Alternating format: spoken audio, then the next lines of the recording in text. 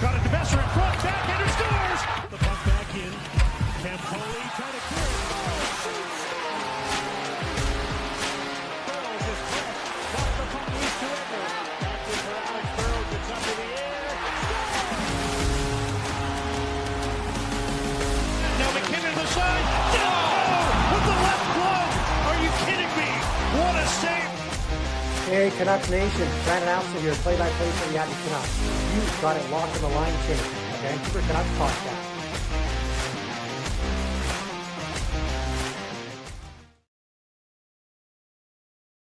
What's up, Canucks Nation? Welcome back to the Line Change postgame show. If you're new, welcome to the postgame show. Of course, our Vancouver Canucks lose to the Anaheim Ducks by a final score of 5-3.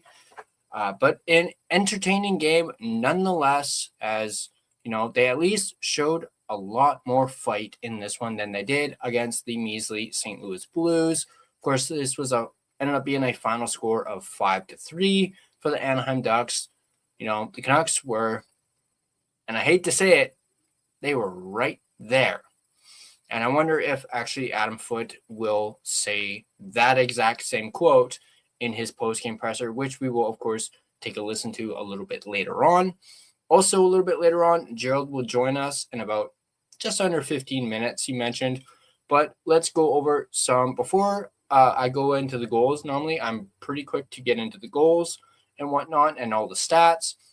We're going to do something a little different. I have some pregame notes that I wanted to discuss with you guys.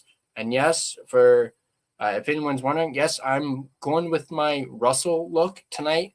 Sleeveless shirt.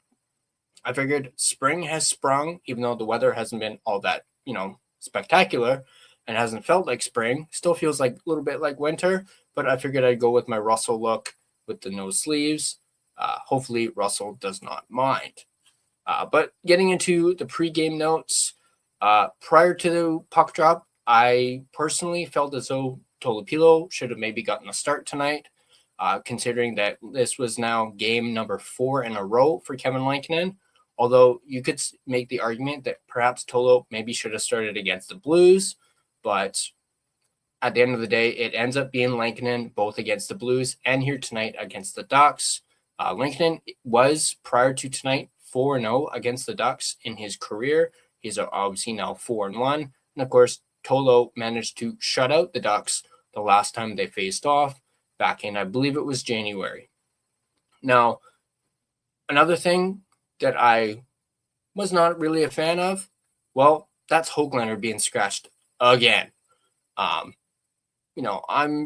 just not a big fan of, as I've mentioned on this channel in this post game in the past, I'm just not a big fan of young guys getting scratched.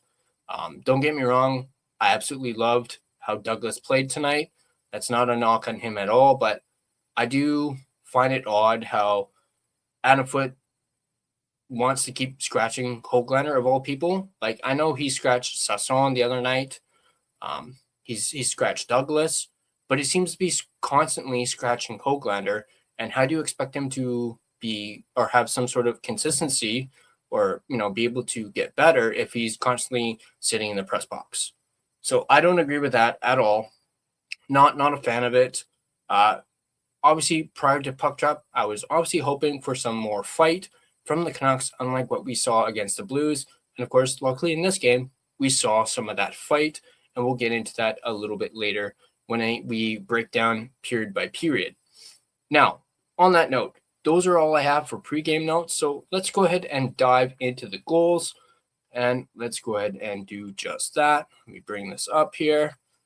Boom. All right, so the game starts off with Jake DeBrusk scoring his 15th of the season on the power play. He seems to be Mr. Power Play, as that's where a large amount of his goals have been scored. And of course, this was a beautiful goal by Jake DeBrusk, assisted by Elias Pettersson, the forward, and Filip Hronek. A nice little fake by Petey with the shot, passes it down to DeBrusk, and he just squirts it past Lucas Dostal at 5:45 of the first period. So, and then that was all the goals we had in the first period. Canucks led by 1 going into the second period, but of course it was Alex Killorn scoring his 12th of the season at 5:26 of the second period, assisted by John Carlson and Beckett Seneca. Of course, Seneca has been a great story for the Anaheim Ducks. He's right there with the Calder race. Obviously, I do feel as though why is his name slipping? How do I forget this kid's name on the Islanders? But I think he's pretty much got it, down on lock when it comes to the Calder Trophy. I know Ivan Demidov is right there too, but Beckett Seneca is absolutely right there when it comes to the Calder race. So he could be top 3 at the end of the season. We shall see. But moving back to the game, Mikael Granlund would score his 15th of the season at 7:50 to give Anaheim a lead, assisted by Leo Carlson and John Carlson. Obviously, there was a little tweet out that went out earlier by JPAT that, mentioned how the fact that there is 3 Petterssons, a bunch of Carlsons on both sides, at least for the Carlsons. So he was probably going to have a field day with that. And of course, with this one, you had Leo Carlson and John Carlson, the Anaheim Carlsons, assisting on this Granlund goal. As I mentioned, that made it 2-1 Anaheim. Of course, and then Brock Besser would tie it up on the power play, his 17th of the season, assisted by Filip Hronek and Elias Pettersson, the forward, at 13:13 of the second period, and we were all tied up at 2. Moving forward to the third period, Mikael Granlund would score his 2nd of the game, and on the power play, his 16th of the season, assisted by Chris Kreider and John Carlson at 1 minute and 1 second into the third period. That would give Anaheim the lead 3-2. And of course, Drew O'Connor, who continues his strong season, would score his career high, 17th of the season at 2:22 of the third period, assisted by Evander Kane. So a little over a minute later, O'Connor would tie the game back up at 3 apiece. And then it would be Mason McTavish scoring his 14th of the season, assisted by Jackson Lacombe and Alex Killorn at 5:45 of the third period. And this would turn out to be the game winner. The Ducks ended up adding a empty netter by Troy Terry, assisted by Chris Kreider and Leo Carlson at 19:55 of the third period, but not before we saw some dazzling goaltending by Elias Pettersson, the forward. Now, those are the goals. Let's get into the game stats, and then I'll go over my actual notes for period by period. At the end of this one, 30 shots for the Canucks to Anaheim's 34.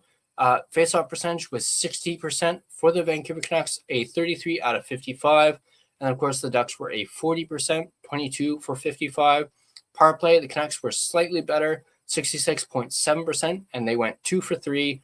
Then you had the Ducks who went 1 for 3, and as I mentioned, had a 33.3%.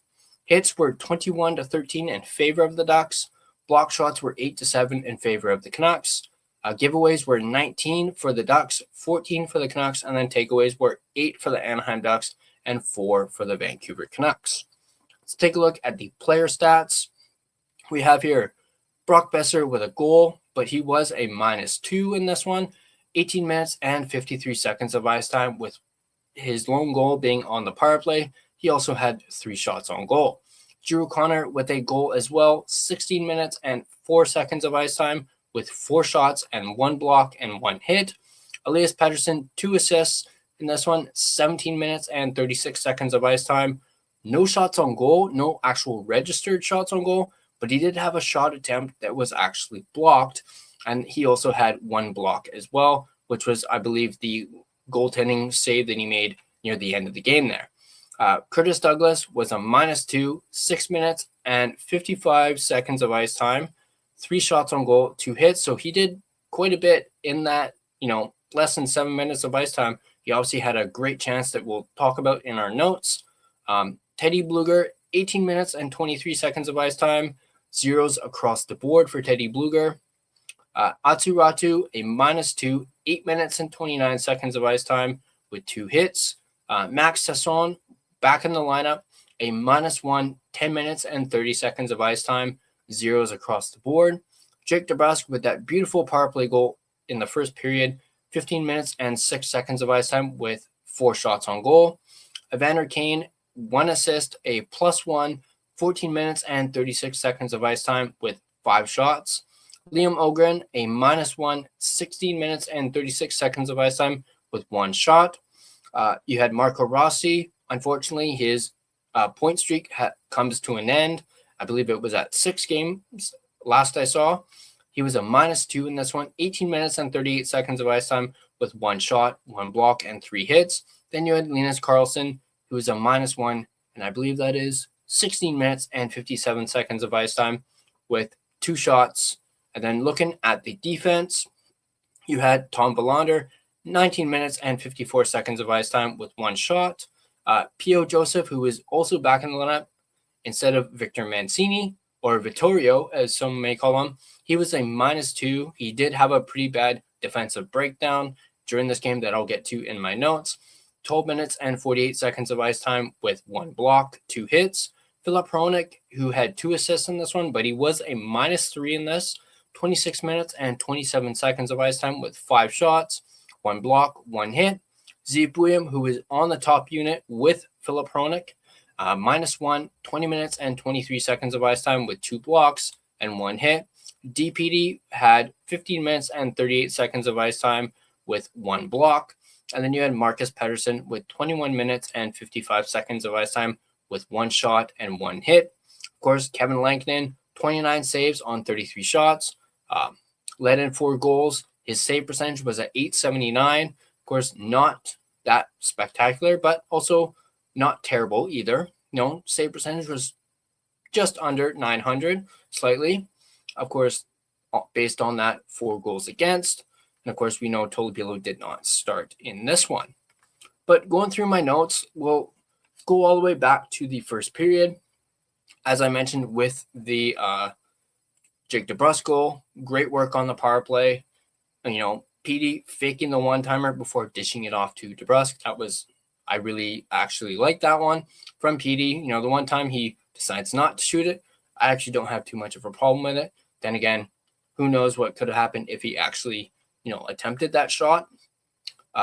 Canucks looked good to start this game off, where I felt as though they were really buzzing and really had the Ducks on their heels a bit, about 10 minutes into this game. I had some zip, as Adam Foote likes to say. I did see some zip from this team, obviously compared to the game against St. Louis. Almost a nice chance on the 2-on-1 with DeBrusk and Douglas. Bit of a bad pass from DeBrusk, kind of passed it to his feet, and Douglas was not able to contain the puck, and it was ended up not being a chance on that, but it could have been a very good chance between the two. May have been a missed high stick. I didn't really see anything. I'd have to go back and look, but it looked like O'Connor may have been high sticked because he was bleeding alongside his cheek or his chin here. I did notice that just prior to them going to a commercial break, as they had the camera on him.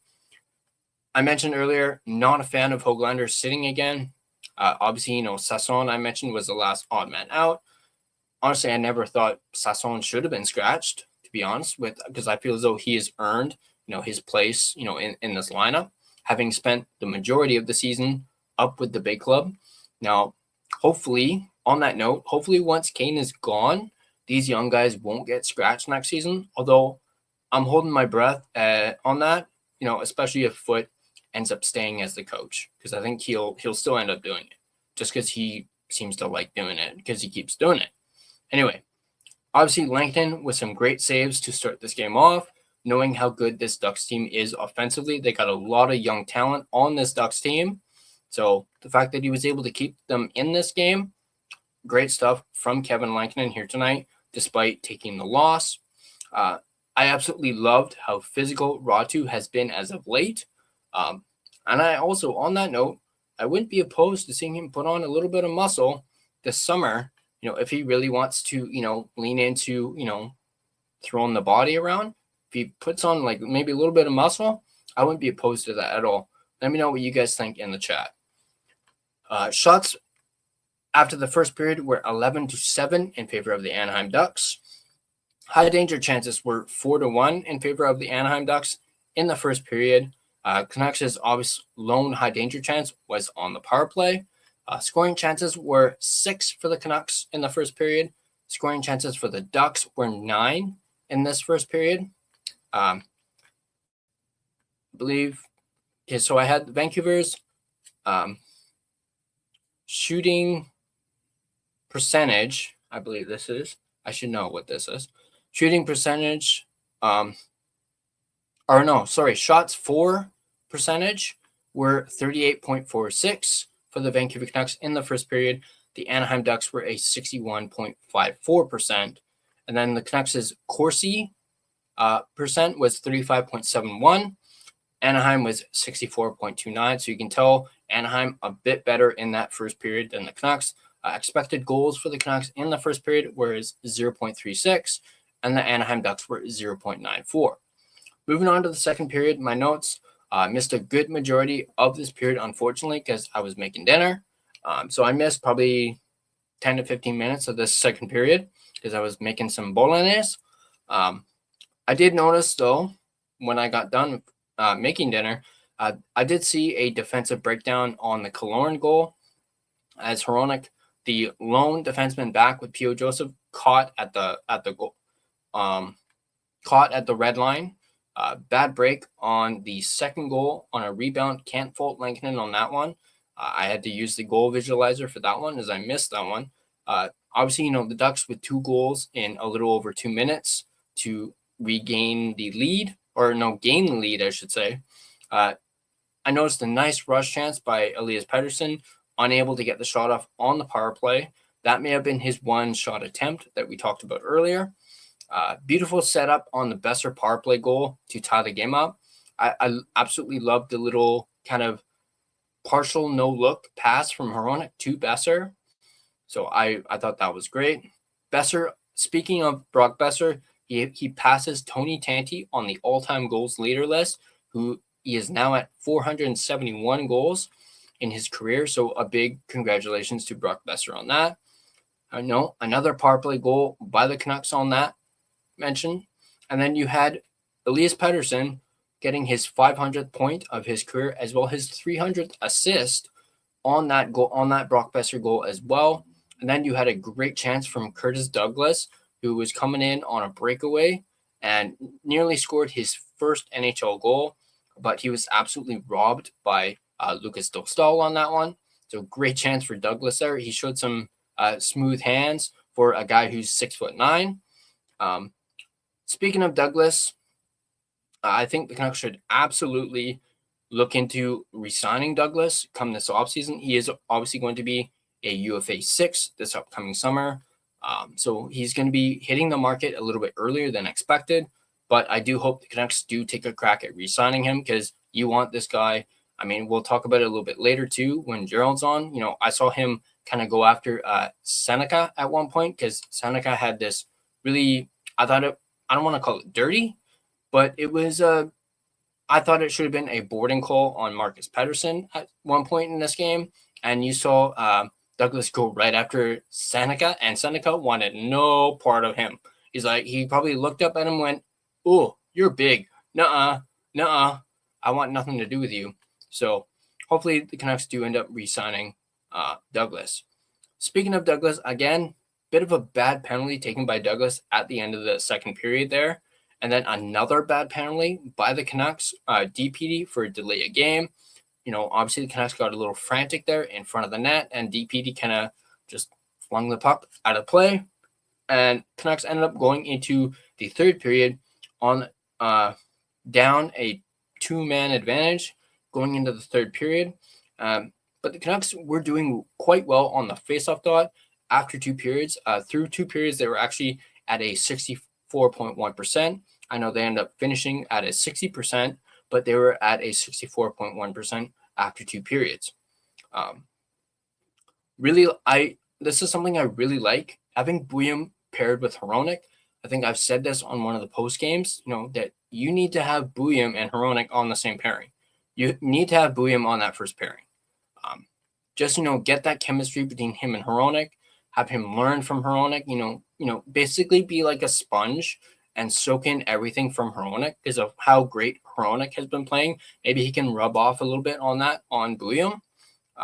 So yeah, I've always thought Williams should be on the first pairing with Hronek, and I'm really glad that they decided to go that route.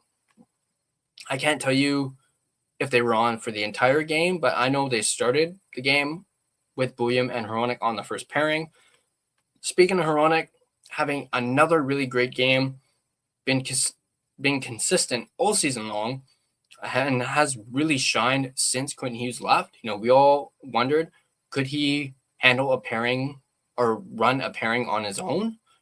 That was the major question last year when Quinn Hughes was still here. Obviously, we knew Hronek and Quinn were, partners on that first pairing. And we always wondered, can Hronek, do it alone with his own pairing? And he's absolutely, exceeded expectations, at least in my opinion, so far this year, especially since Quinn Hughes has been traded. Now, moving on. Shots were a lot more even after the second period. They were 13-12 in favor of Anaheim after 2 periods. And, the high danger chances were 6-4 in favor of Anaheim at 5-on-5 in the second period. Scoring chances for the Canucks were 11 in the second period. Scoring chances were 10 for the Ducks. So Canucks a slight edge there when it comes to scoring chances.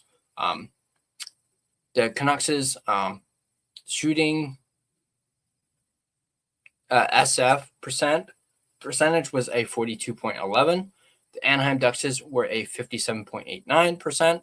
The Canucks' Corsi was 47.22%, and the Ducks was 52.78% in the second period. The expected goals for the Canucks in this period were 1.29, and then the Ducks were 1.06.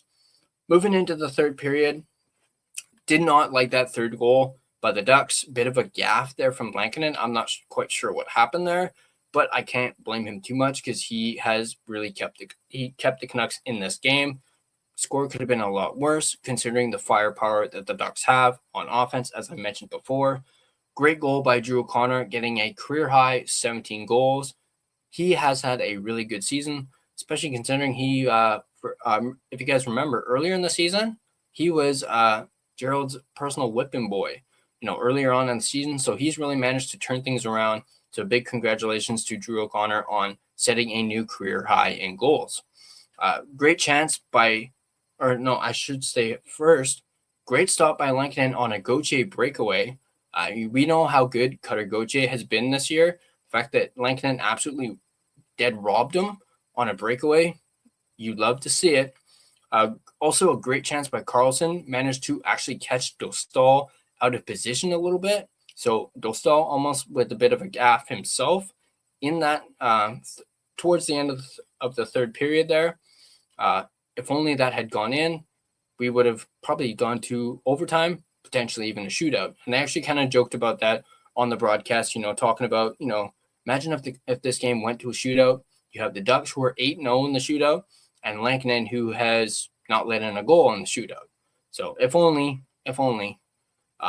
But Petey, we talked about Petey earlier, with a great stop, showing off his goaltending skills again. They talked about it being, street hockey skills, goaltending. So I absolutely love that from Petey. Looks like he used his glove as like a blocker to kind of like stop the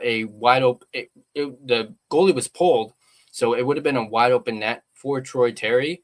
He did end up, getting back that empty net goal at the end of the game there. But like I said, Petey with a great stop, showing off his goaltending skills. I felt as though Canucks were definitely the better team in the third period, but they just couldn't tie it up. They couldn't beat Lucas Dostal, who is a fantastic goaltender. So you can't really harp too much on that. Dostal has been great for the Ducks this season. High danger chances were 9-2 in favor of the Canucks in the third period. So that's what I mean by them kind of being the better team in the third period. They really, turned on the Jets and were trying to tie up this game. Scoring chances were 15 for the Canucks, and the Ducks only had 5 scoring chances in the third period. So another indicator that the Canucks really played really well in that third period and were attempting to tie it up. The Canucks' SF percentage was a 64.71%. The Ducks were a 35.29. The Canucks' Corsi was 66.67, and then the Anaheim Ducks was at 33.33%. The Canucks' expected goals in this third period were 1.85, and the Anaheim Ducks were at 0.62 expected goals. Taking a look at some post-game notes. I got some post-game notes here too. As I've kind of already mentioned in this, Canucks played a much better game than they did against St. Louis. Was an entertaining game.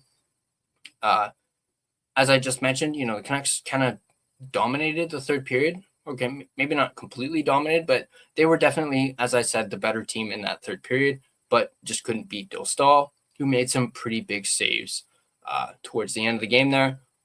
As I've kind of already touched on, love the effort tonight from the Canucks. Another one of those perfect tank losses where the effort was there. I mentioned this at the top. Tonight was definitely a we were right there type of game. So, but one thing I wanted to point out, unfortunately, Rossi's point streak, of course, comes to an end. He did not get a point here tonight, which is unfortunate because he has been playing lights out as of late. But, perhaps he can start a new one on Thursday in the Canucks' game on that day. But as I mentioned, I believe his point streak ends at, I believe it's 6 games here after tonight. So it officially ends at 6 games. Besser starting a new point streak with a goal here tonight. I mentioned already Elias Pettersson, a 2-point night. Hronek, a 2-point night as well. I already kind of touched on Pettersson and no shots on goal, at least registered shots on goal. He did have one attempt that was blocked. As I mentioned, I mentioned earlier, I believe it was his little breakout that resulted in that missed shot, but he does need to shoot the puck. Perhaps he kind of double clutched a little bit on that attempt there. But I mentioned earlier, him faking that shot and then feeding it to DeBrusk was pretty darn good, and I quite like that. Speaking of Petey, he was a 54% on the faceoff, 7 wins, 6 losses. Bluger was a 67% on the faceoff, 8 wins and 4 losses. Ratu, slightly lower than that, a 64%, 7 wins, 4 losses. Canucks as a team, as I mentioned, were a 60% on the faceoff. I did catch a little bit of Petey's, post-game comments where he, kind of joked about being like an e-bug for the Canucks. He also mentioned, soccer, and that's kind of where, he gets that, him, playing goal kind of thing. I kind of missed those comments. All I heard was soccer in that. So I quickly wrote that down. But it was good to see him, crack a smile and crack a little bit of a joke despite the loss. So all that talk about, the culture changing and, the vibes in the locker room, despite a loss seemed to be still okay. But those are my notes. So let's still waiting on Gerald. I'm sure he'll be coming on shortly. Let me just check something here real quick. All right, while we wait for Gerald, because I don't want to go over this next part just yet, because I wanted to get into this with him. But let's get into your comments, because I see a bunch of them in there. So let's go over your comments for a little bit. We got, of course, Duolingo in the house. He's always here, at least when he can, permitting it's not after dark. Good to see Duo in here. Was hoping for a W. So was I. Simon, good to see you.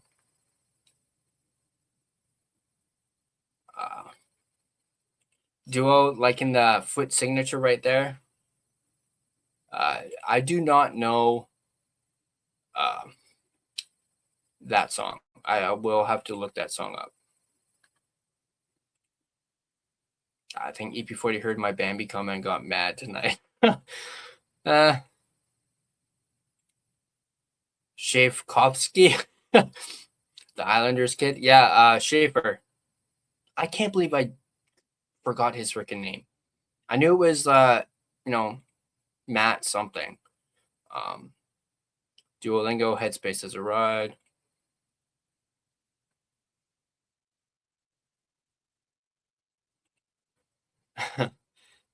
Why even bother, man? Same result. At least the effort was there. I think at least the effort was there from the Canucks tonight. You can't deny that the effort wasn't there. I think we should name a captain that doesn't get traded. Definitely. And I think obviously, Hronek is probably someone they are not looking to trade unless they're looking to maximize his value. But again, with how they've kind of been grooming him to be captain and talked so highly of him, and the fact that he said he doesn't want to go anywhere, I don't see him getting traded anytime soon. We will talk a little bit about, a potential captain, not now, but maybe 5 years from now. I have an idea on who could be a captain if the Canucks need a captain at that point. Maybe 5 or 6 years from now. Well, give or take. Harry, good to see you, by the way.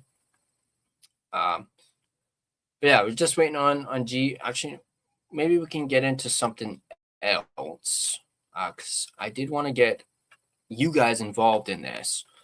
Let me actually just bring something up because I can't remember. So I don't know if you guys saw, but I did a video. Believe it was the other day. Actually, no, it was earlier today. I did one talking about. Hang on, let's see if I can find it.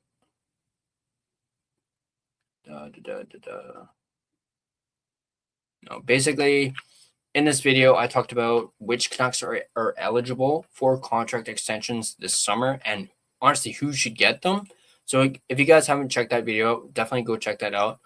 But I want to ask you guys here in the chat, I'm going to kind of quickly go through the names, and I want you guys to give me a yay or a nay in the chat on who you would want to extend, or you can even do a yes or no.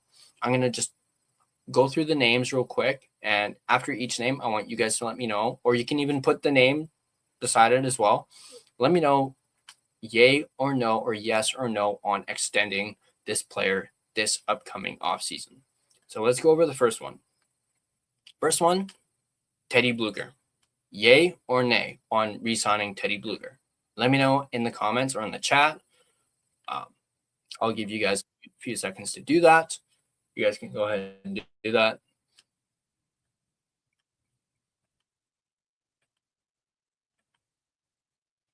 And then we'll just, while I wait for you guys to do that, I'll keep going down the list. We have Guillaume Brisebois. Is that a yay or a no on extending him this summer? Let me know in the chat.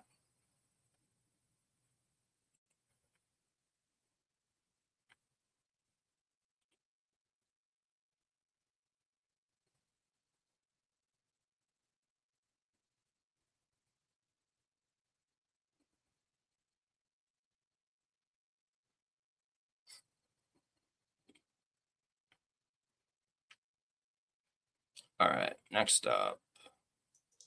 Curtis Douglas. Is that It's a me. yes or no? Yeah, Curtis Do you Douglas. hear me? Is that a yay? Yeah, I can hear you. Is that a yay or a nay on Cool. re-signing Douglas this summer? Oh.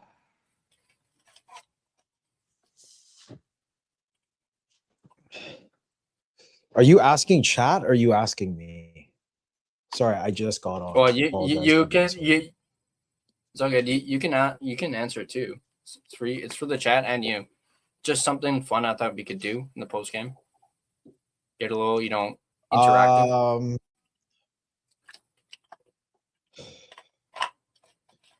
I would. I think I would.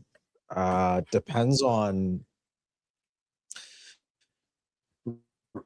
really is dependent on what the plan is and what sort of forwards could they potentially target in the off season or potential trades. I mean, it all has to do with everything leading up to the draft also, because at the draft a lot can change and a lot can change the dynamics of the team. But what you have right now, it's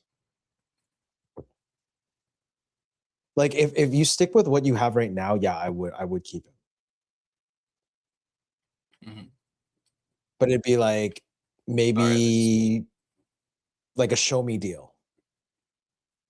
Mhm. Stevie in the chat. Shenane.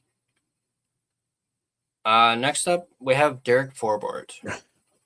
Yay or nay? Nay. Yeah, so the reason why I'm late is because Tuesdays is my basketball night, and then I went to catch the game. If you guys are on the Discord, then you probably saw a picture. And then I had to go pick up a helmet from my buddy John, and then I was just seeing Stevie, Japan 4, who graciously lent me a pair of his sticks for Thursday's Canuck experience. So special shout out to Stevie, Japan 4, for doing that. Now I probably might even see him tomorrow because I don't have all my equipment yet. But for those who are watching and those who are like, what are you talking about? I will be playing a game, an alumni game at Rogers Arena on Thursday afternoon. So I'll be there from pretty much 10 to 10 for like a whole 12 hours, watching the Canucks practice, watching the Kings practice, and then play a game of my own.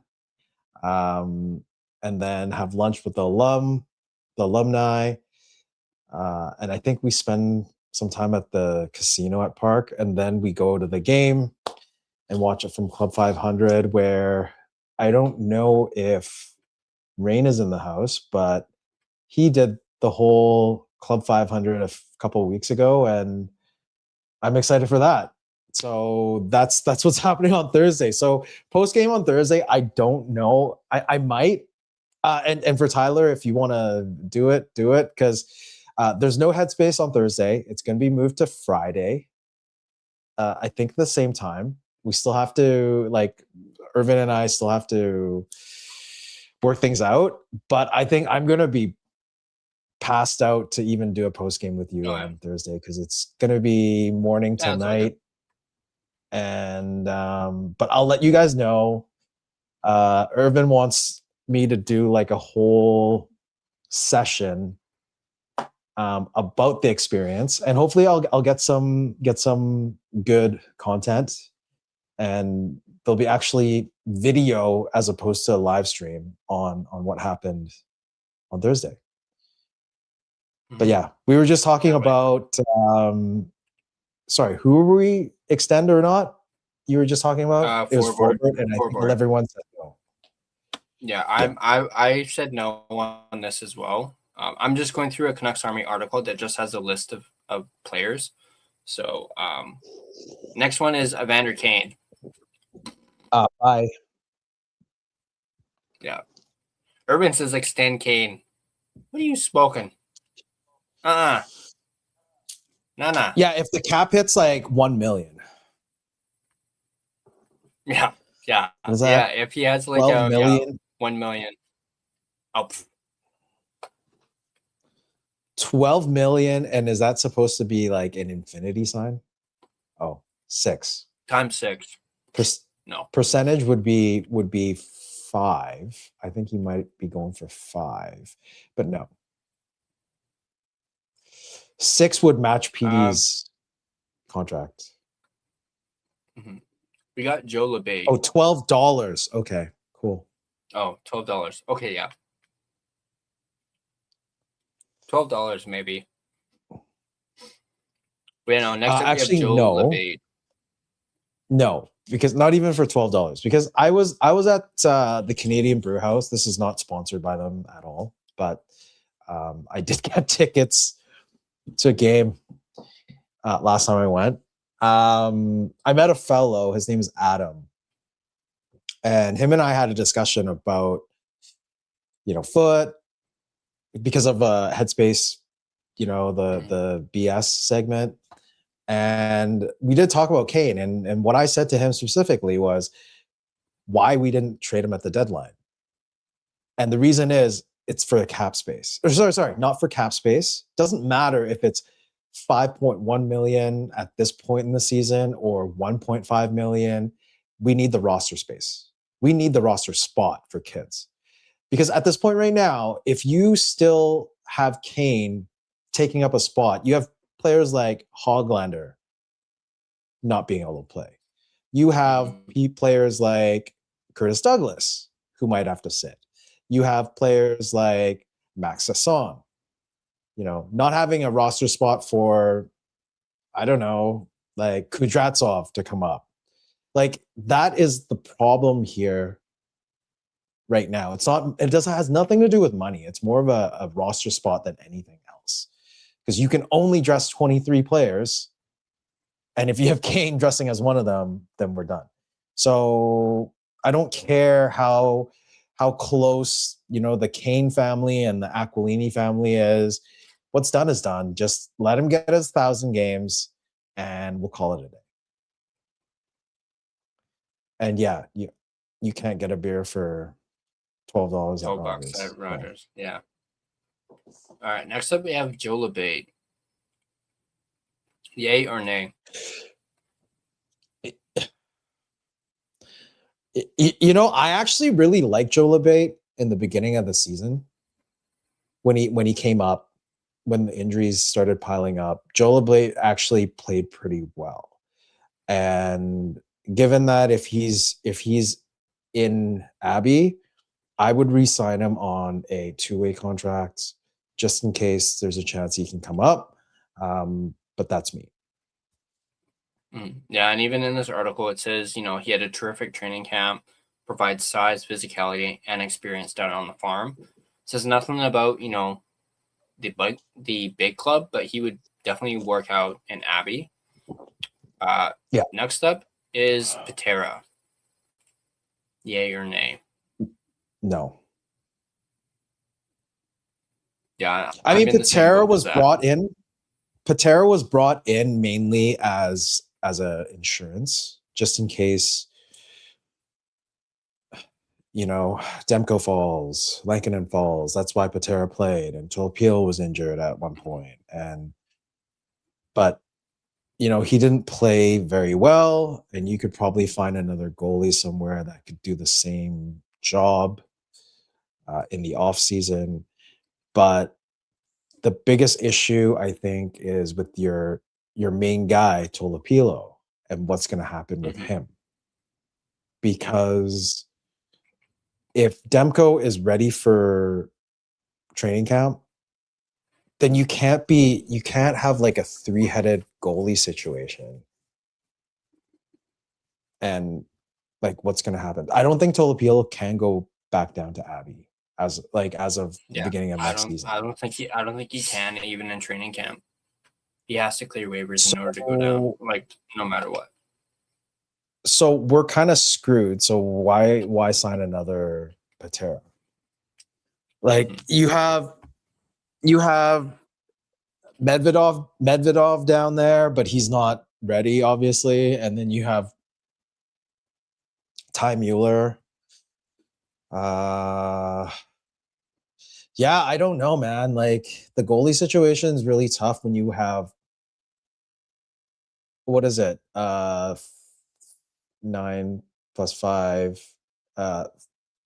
$13 million locked up on 2 goalies.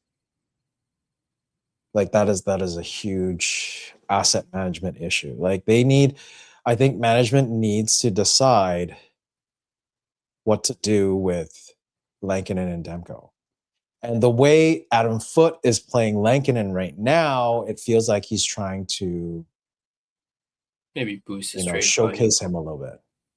Showcase him a little bit. So.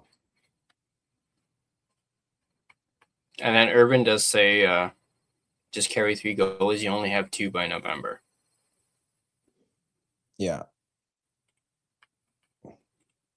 But moving on, I'm in the same boat with no on re-signing Patera. And it's kind of like the same thing you just kind of talked about that they kind of highlight in the article. Mentioning, the Canucks might need to sign another goalie if they have to move on from either Lankinen or Tolo.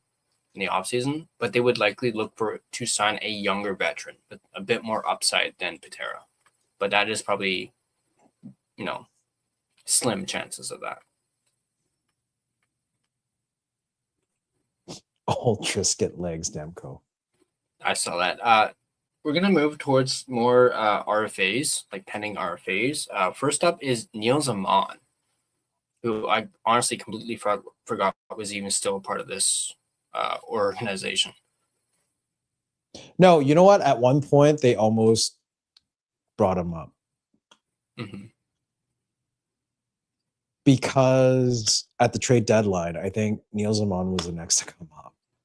If Kane and Bluger and was traded, then you would need another one up technically, because you'd only have Sasson, Petey, Ratu, and Rossi. And Rossi at the time was still injured, so you needed to bring one up, and Amon was the next one. But given, I don't know. I think he needs a start if he really wants to play in the NHL and fight for a spot. Like, it's tough because if you can't even make the roster on the Canucks, then you're pretty much done. Is how I see it. So I don't think there is a need, but if he wants to stay in Abbey, then great. Like, that would be. They need all the help they can get. Yeah. I know Irvin's asking, can Amon do a two-way deal? I'm not entirely sure if he can. But in this, because he's an RFA, in this article it mentions there's no reason to at least make him a qualifying offer. He might also want to go, if they don't resign him, he may go, to Europe. Go play in Sweden. Because right now his contract's actually $825,000 for 2 years, so it's like a $1.65 million. This is the last of it, and he spent the majority of it in the AHL with Abbey. And in 50 games this year, he has 5 goals, 28 assists, and 33 points. Which is not terrible. I don't know. Like, he probably played a lot more minutes during, the first 21 games because of all the injuries and call-ups and whatnot. And then afterwards, I think he kind of fell down on the depth chart. But yeah, definitely give him a qualifier. His career right now, he has 132 NHL games with 8 goals, 21 assists for 29 points. So it looks more likely that he will be an AHL lifer at this point. Yes. Next up, we have P.O. Joseph is the next one on this list. Yeah, I don't know. Maybe. Like a big maybe. Yeah. Here in the article, it says maybe, but probably not. Just because he didn't make much of an impact. They could also maybe look to sign another Joseph type, as in an older defenseman with some upside remaining. I did mention in my video on this, because I actually mentioned it. I couldn't remember if it was you or if it was someone else who mentioned the idea of bringing back Ian Cole. Me. I thought it was you. So I mentioned that. I was like, why don't they bring back Ian Cole and have him be like that veteran defenseman, bring him back on like a 1-year deal or whatever, and bring him back to help with the younger D-men. Yeah, but does he want to? That's the problem. Yeah, that is the big what if with that one. But he was like someone who came to mind when I thought of maybe a older defenseman. He's the first person that came to mind. Yeah. What would he want to leave though? At this point right now, I think there's just a lot of what ifs. Because when it comes to the offseason, if we're only going to be able to pick up players that the prize teams don't want. I mean, that's how we got P.O. Joseph. That's how we got, Pia Suter for some odd reason, because he had a down year. So I think management, to be very honest, we have to give them credit for finding these sort of gems, these reclamation projects. Sherwood being another one. Oh no, Sherwood, Nashville offered Sherwood money. They wanted to sign him, but he was like, "No, I'm going to free agency." And they didn't offer him enough. He just left. Yeah, and then the Canucks came, and at that point, like, he's like, "Yeah, we're done." Like, because Canucks at that point were doing quite well, like fairly well. When Sherwood signed, it was just that season where I think Sherwood signed in 24. So he had the 24, 25 season, 25, 26 season, 2-year deal. Yes. And that's why he wanted to come, because Canucks were a playoff team at that point. Yeah. And they just come off the 23 postseason run where they took the Oilers to Game 7 of the second round. Yeah. And of course that was when, yeah, and of course we still had Quinn, we still had JT at the time. Yeah.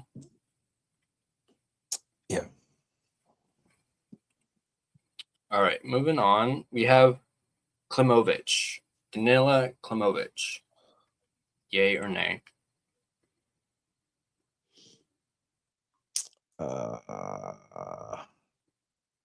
Let's see here.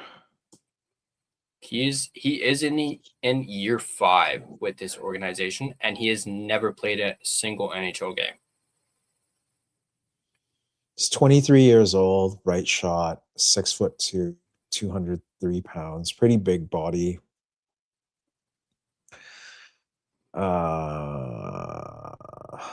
Abbey this year, he has 27 points, 13 goals, 14 assists. I would qualify him. Yeah, I would qualify him. It really depends also on, Lekaramäki's status. But I think he can, Klimovich could be a good Abbey, like a stable Abbey player. So he's an RFA. Yeah, I would just tender him an offer. I mean, the qualifying offer is only $874. So, yeah, why not? Yeah, I think I'm the same way. Unless he wants to go overseas, unless he doesn't want to play in Abbey, then he will likely go overseas. But next up, we have Jack Thompson, the guy who we got in exchange for Jet Wu, who's actually been playing very well down in Abbey. Yes, but depends on his. Probably at least qualify him. At least qualify him. Qualify.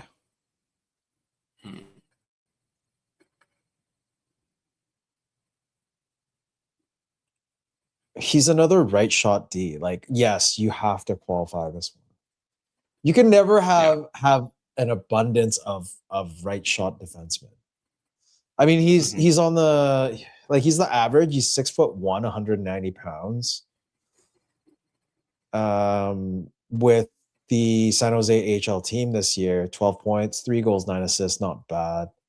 I don't know too much more about him.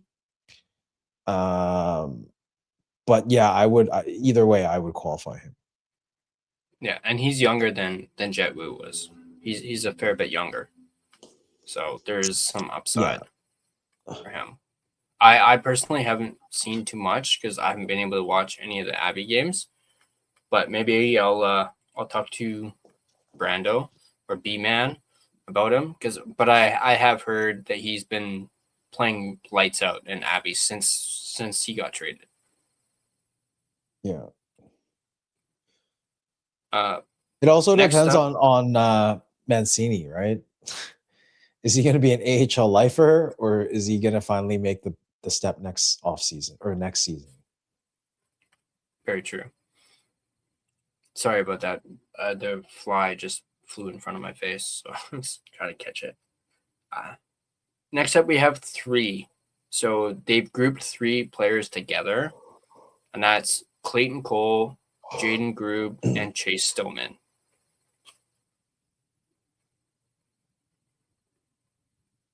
I would keep Chase. Actually, Chase and Grube, because Grube we just got back. So yeah. Okay, now these are newly eligible for extensions as of July 1st. Now I saw Irvin's comment earlier about William and his extension that I wanted to talk about separately, because I did another video on that talking about the what Rick Dollywall reported earlier about the Canucks maybe wanting to give him at 8x8, maybe even 9x8, like $9 million per 8 over 8 years, just because he compared it to the Luke Hughes contract as well as the Jackson Lacombe one. He was trying to compare it to those contracts because they got that. And I definitely think William should get that if those two get it. But as I mentioned, newly eligible, point blank, Z William, yay or nay?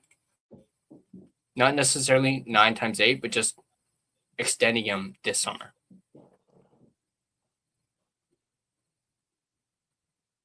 No, he can just be extended, but he doesn't need to be signed until next offseason. Yeah. So yeah, but do you think they should get it done though? Yeah, hell yeah. I think they should get it done, but I think management is gonna do the stupid thing and wait. They're gonna wait until next offseason, and that is fair. That is very fair. But I think and the price is just gonna be up. Yeah.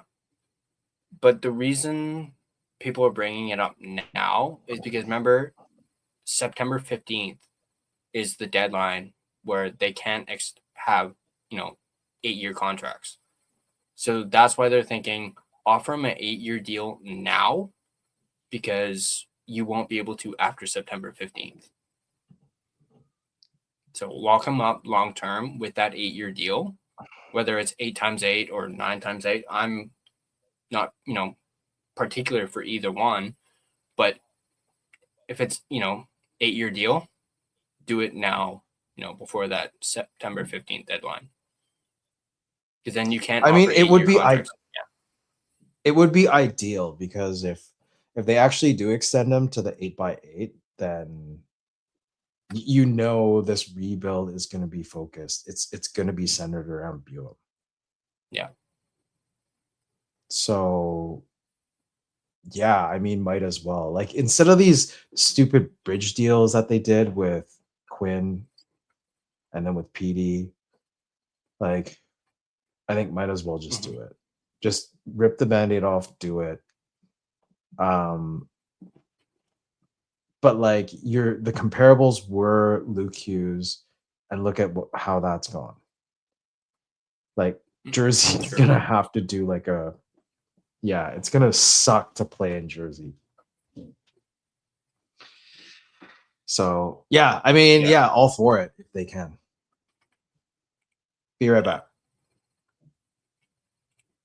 Okay. All right, I'll keep going with the chat on these.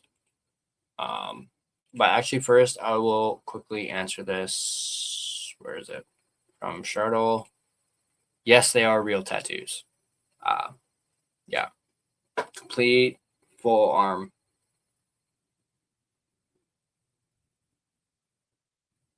No, complete. Even my back right there. Yeah, they are real.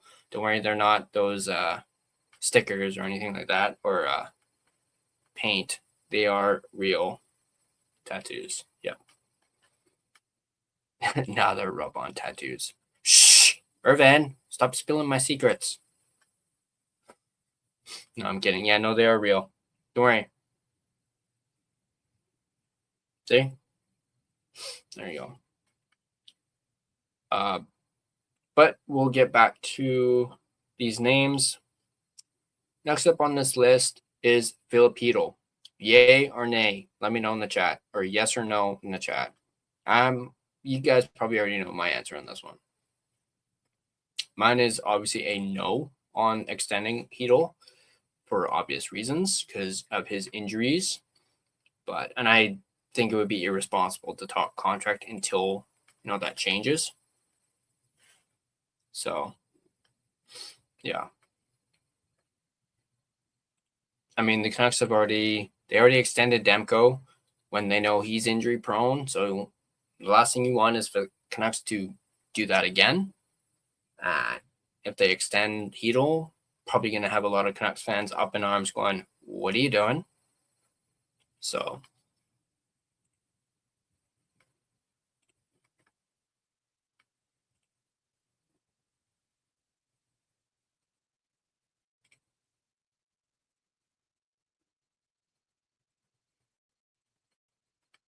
Yeah, it does suck for Hedl for sure, but can't offer this guy an extension if he can't stay healthy.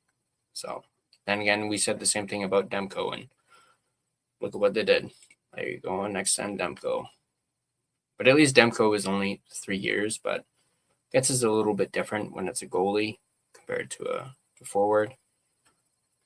Next one up is Jonathan Lekaramaki. We talked about him a little bit earlier, but Lekaramaki, yes or no at extending him this summer? Not that you need to. Again, these ones that I'm talking about now are ones that are simply eligible for an extension. Doesn't mean they have to be extended on July 1st of this year.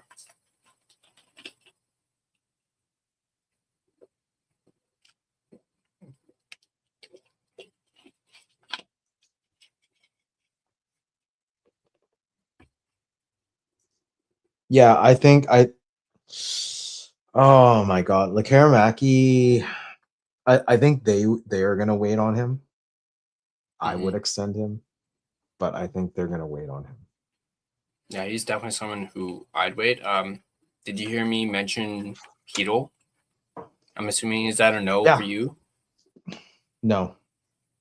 I want him to retire. That's how. Yeah, me too. Me too. I want him to take care of his family. I want him to be able to be there for his family. Yeah. All right, next up, one of your favorites, Doc, Drew O'Connor. Yes or no for extending him? No. Do you know why? Do you know why I'm saying no? I'm not like he just so 27 points this season. He just got another goal. He scored today, right?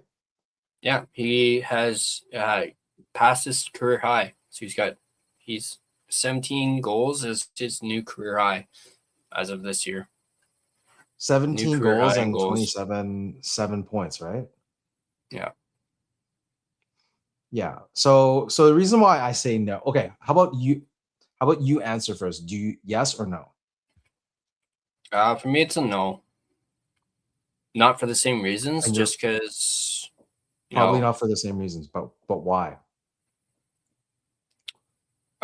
Just I don't know. I don't know exact reason, but I'm just gonna say no, just because that because I said I don't have no. No. I had said no already. Okay, so let me break this down. So who was just traded to Columbus? Garland. Exactly. And what happened with Garland? He was extended last offseason when he could have been extended this offseason or before this offseason. And they screwed it up. So instead of getting a first, they got a second and a third. Imagine you extending Doc I mean, he's not my whipping boy anymore. Like, he's probably done a lot more than asked for already. But the thing is, you can't have those extra years. It's going to be hard. Like, does Doc fit into this whole rebuild? That is kind of like the question. Because Drew Doc is 27 at this point right now. He's going to be looking for a long-term contract. He's not going to be looking for these like 2-year, 3-year, whatever, like a bridge. He's going to be looking for bank. So it's going to be a minimum 5 to 6 year deal. It's going to be a Sherwood deal. And no, because you need leverage at the trade deadline. So as much as I like how he's playing right now, and hopefully he's going to play even better next season and break this year's, career high, it just gives more leverage for the Canucks to trade him at the deadline. And teams might be looking, because teams were sniffing around on Doc this trade deadline anyways. Yeah. Right? But obviously the deal was not good enough for the Canucks. So at that point, next season, at the trade deadline, you can trade him if he's playing lights out like a Sherwood. Then you can easily get at least a second round for him. And that's it. Then that team can extend them or not extend them. They have them for the playoffs, and that's good. You're not going to be trading for someone at the trade deadline that has term like Columbus did. They took a huge bet on Garland. Mm-hmm. I mean, what we got for Garland is actually pretty good. It's more than expected, because the guy's 6-year deal, 6x6, hasn't even started yet. So think about that. Imagine signing Doc to a 6x6 and it's not proven. Who in the hell would trade for Doc at that point? And given he's 27, you have all these other players. Like you have Buem that's 20. You have Karamaki that's 21, I think. You have, all these young kids. Like the only ones that I think at this point you should be keeping or kind of stuck with is like Besser. Right? Besser has 6 more years at the beginning of next season. And he's going to be 30. So would you need another Doc? No, I don't think you need another Doc. I think it's up to management and how they see it. If they're desperately trying to make the playoffs next season, then they might consider keeping Doc. But for the dynamics of the group, of the team, I don't think Doc is suitable for the team. Which is why I don't think you should extend it. That's totally fair. How does that breakdown sound? That sounds great. I mean, yeah, I completely agree. Honestly, that not that have the same reasons, but they're pretty. I would say they're right on line with that. You don't have to do it now. Take in like what you said about the Garland whole thing. He'll have more value at next year's trade deadline if you don't extend him, because he'll be a UFA, and teams are going to want because at guys like that. Like it's going to be a double-edged sword either way, right? Because Doc is looking for, at 27 years old, and I think what Irvin is saying, he's going to be 28 in June, so 28 at next season. To start the season, he's minimum going to be looking for a 5-6 year deal. Yeah. And are the Canucks ready for contention by then? Probably Doc not. is like a top 9, energy line, 3rd line, 4th line kind of player. You can go and find these players, in the off season, and it's going to be costing you the same amount. So it makes no sense. But if he plays lights out, then at the trade deadline, you can get something good for him. So yeah, don't extend it. Definitely. Next up, Liam Ogren. Yes or no? Oh, 100%. Mm. Liam Ogren is part of this core. Liam Ogren, I think, is 21, I believe. Let me double check that. And he is going to be part of this core. Mhm. And he is one of those players. He's 22 years old, actually. I'm sorry about that. He's played very well since coming to Vancouver. He, fits the team perfectly. He'll still be an RFA, I believe. Yeah. In 2027. If this is what you believe in with this sample size, I mean, it's not a huge sample size. It's been since December, right? Or let's say January, for the sake of like him actually playing for the Canucks. Because I think Quinn's trade was December 19th or 17th December 12th. or whatever. Okay, 12th. So Ogren, pretty much, let's just say he started playing in January. So January until it's a good 4 month sample size. I think it's good enough. If he's up for doing an 8-year deal, sign it. If he's not, then don't extend it. The only thing is, if he will sign an 8-year deal, you do it.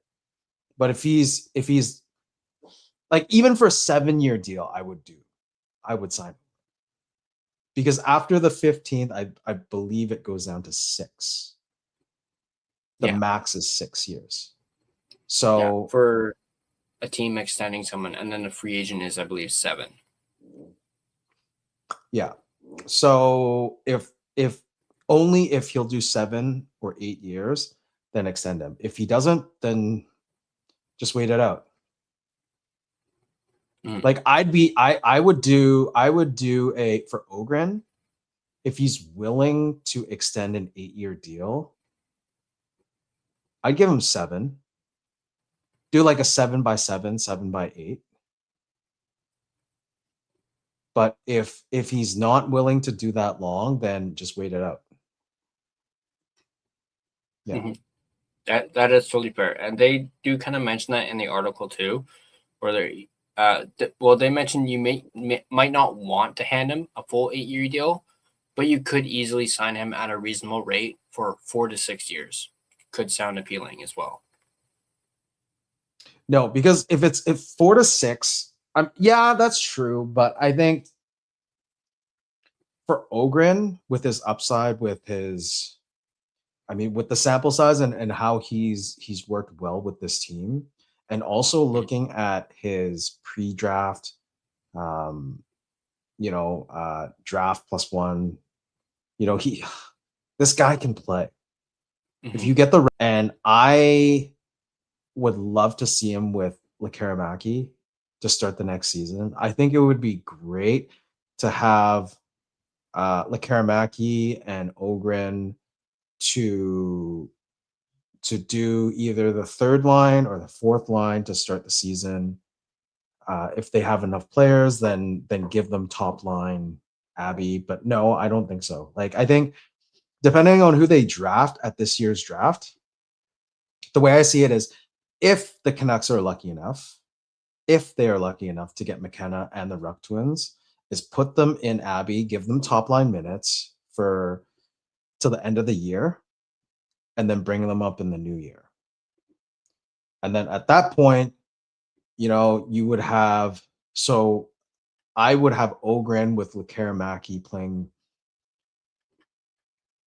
the 3rd line with Bluger, probably, if not the 4th line, with Ratu, and then move the kids up. So yeah, that's what I would do. All right, we have 3 more. Next up, DPD. Oh yes, please. Yeah, I'm in the same boat with DPD. I mean, you don't necessarily have to do it this year, but I wouldn't be mad if they did do it this year. Can we do DPD Yeah, 8x6 or 6x8? I wouldn't mind that. I wouldn't be opposed to that. 6x8 would be amazing. Yeah. Oh, we got Nick Yeah, in the house. definitely. Windy City, good to see you, Nick. Yeah, definitely need the toughness for sure, and I love what he's been showing, or the toughness that he's shown for most of the season too, where he's not afraid to scrap. Next up, who's also kind of been throwing a little bit of toughness as of late, at least that I've noticed as of late, and kind of been throwing the body around. Atu Ratu, yes or no, extending him? Yeah, but okay. Here's a sort of caveat. They need to play him. They need to give him the minutes. Yeah. They need to allow him to flourish. Sitting him in the press means nothing. Like if you extend him and you sit him in the press, you might as well not extend him. But if you have a plan going forward, like look at this core right now. You have Buum, you have Ogren, you have Ratu, you have Rossi. Like, yeah, of course you need Ratu. Like this is your leading face-off guy in Vancouver right now. And he has that toughness. Like you have Ratu and DPD.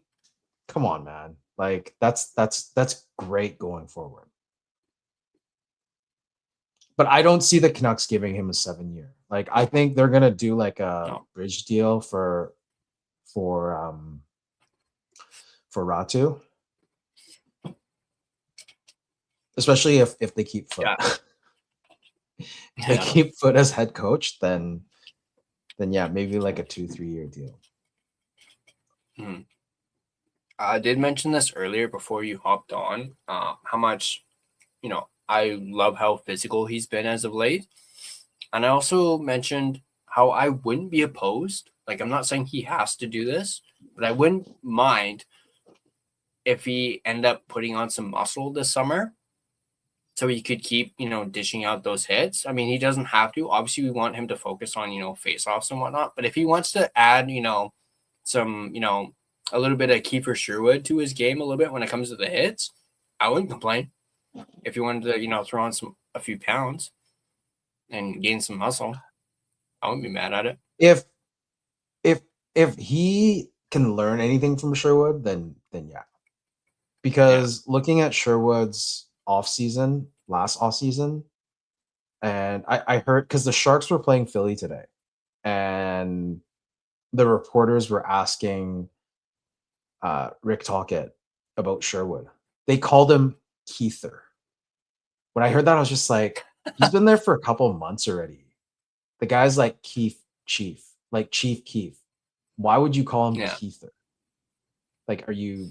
And this is the San Jose reporter, like the Sharks reporter. Yeah. Anyways, great story. Tocchet was saying how he called him in the offseason, just checking in, and like they typically do that, and the coach will call them, and the players are like, yeah, I'm training, I'm in the gym, blah blah blah. He heard pucks in the background. He knew this was like July.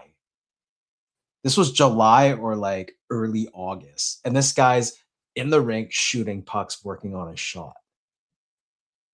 So if you have the work ethic of like, this is why Kiefer Sherwood deserves that 5.75. Like this guy worked his ass off in the summer. He deserves every penny. And San Jose gave it to him. So if Atu Ratu can do something like that, power to him, and the Canucks should do it right away. Like training camp, extend him. Like if he shows that work ethic, extend him. Like extend him early, because you're not going to be able to get another like face-off guy like him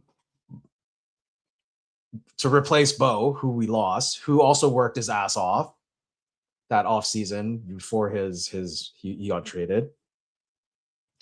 And these players don't grow off trees.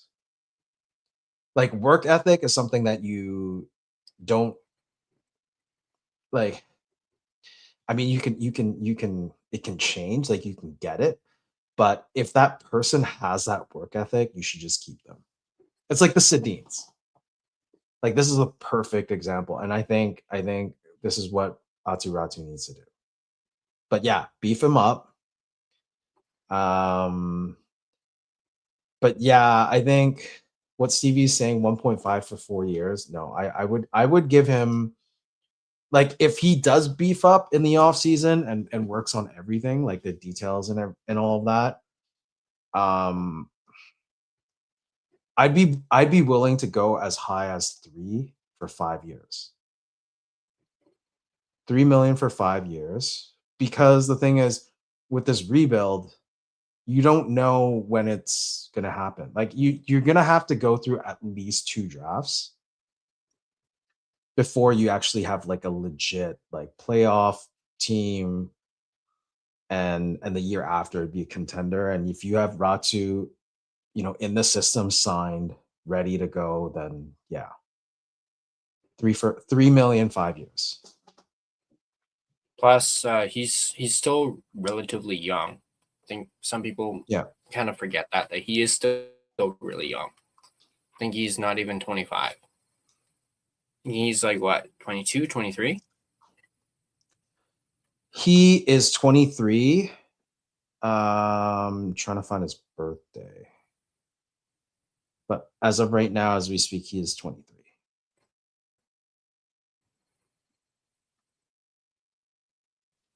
November. So he'll be 24 in November. Yeah, man. Relatively jump young. all over that. Jump all over that.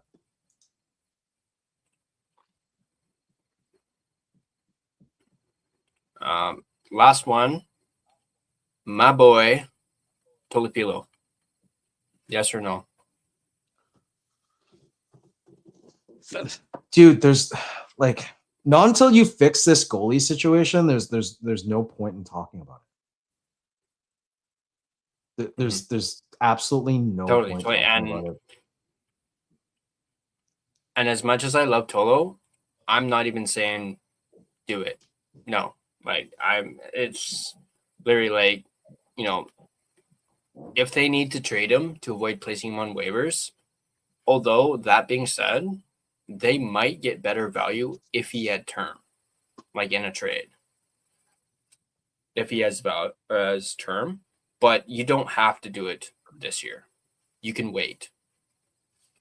No, you don't have time to wait. You have to make a decision by November 2nd. You have to make this decision by November 2nd. You have to have this goalie situation sorted out before November 2nd, and then you do it. So if you're able to figure that out, then yeah. He's not a UFA. I mean, he's not an RFA at the end of the season. He still has another year. So actually, I'm sorry, he's a UFA in 27 because he's 25.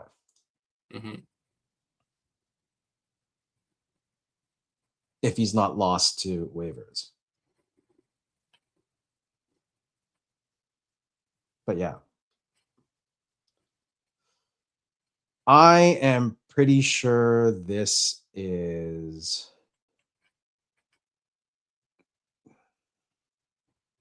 I'm pretty sure this is Wit, who's in Taiwan right now.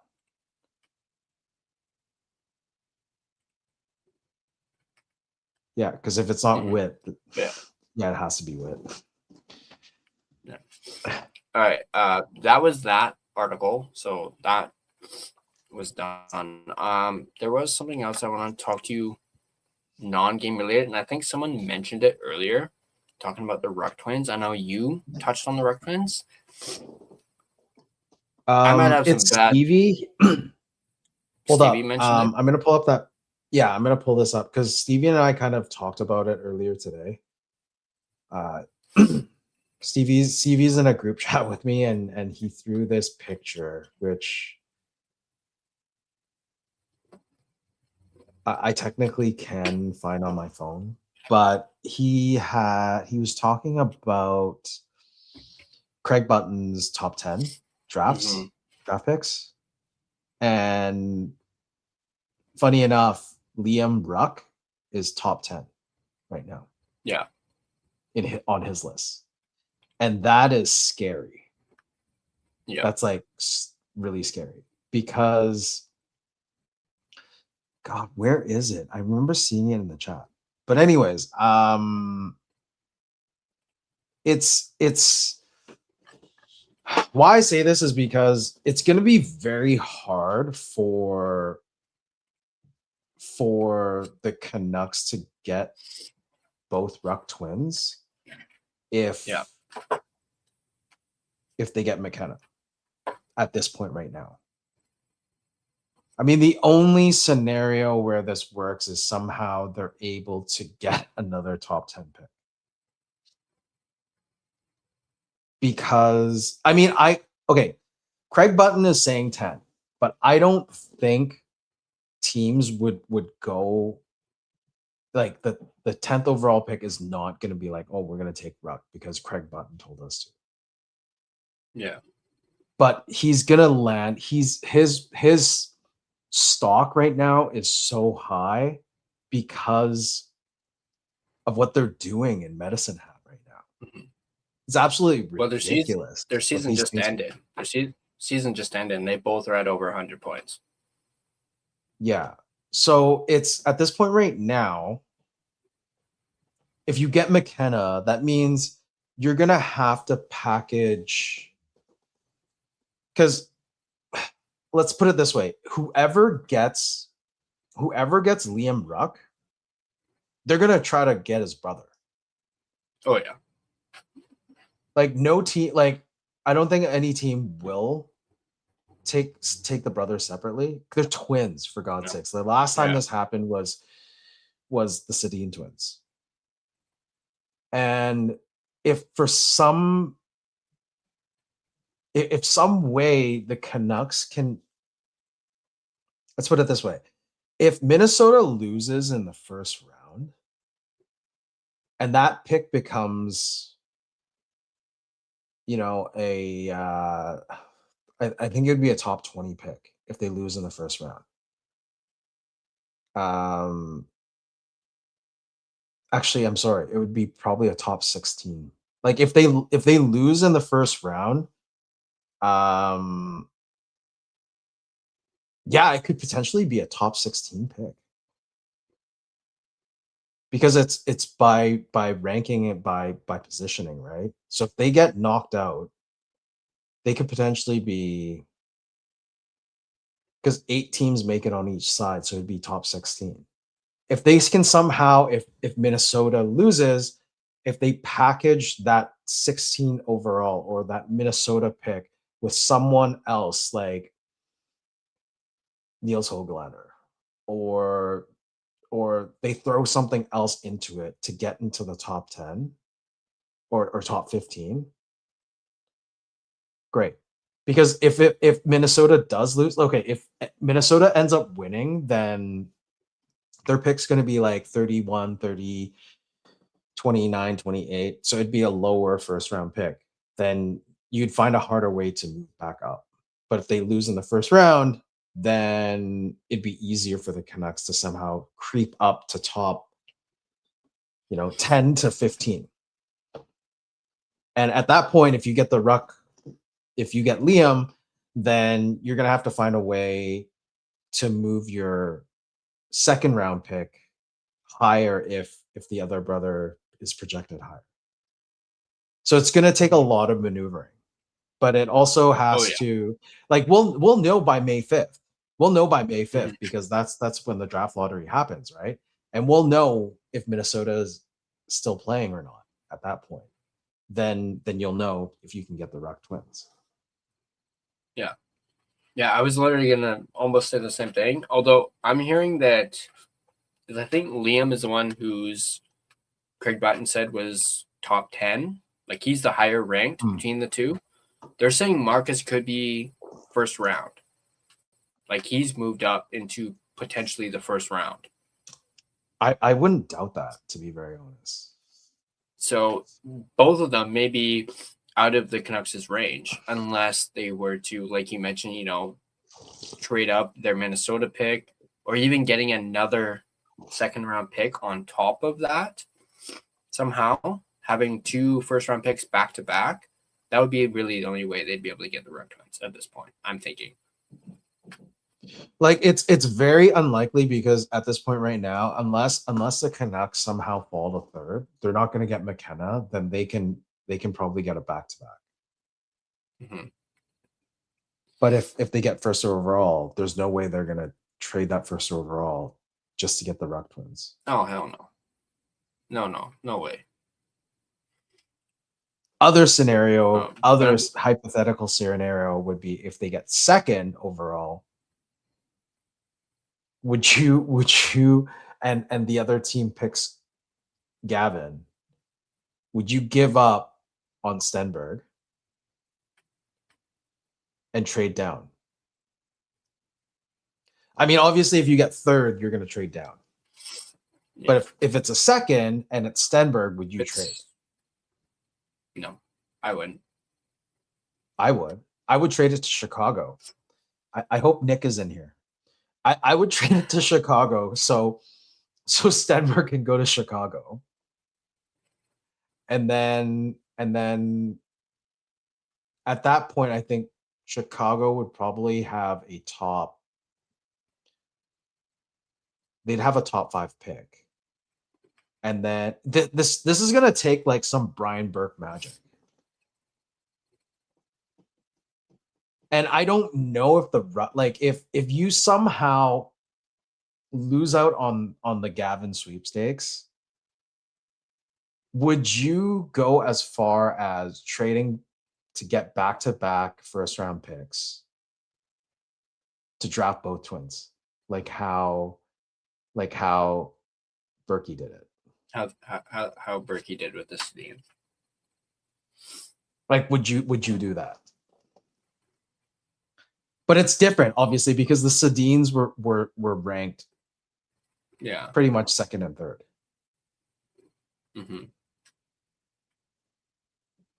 Yeah, I don't know about that. So would you rather lose out on McKenna and have both Twins, or have McKenna and lose out on the Twins? You probably want McKenna. I'd rather have McKenna, yeah. But imagine that magic that could happen with the Sedins coaching or mentoring these Twins. Yeah.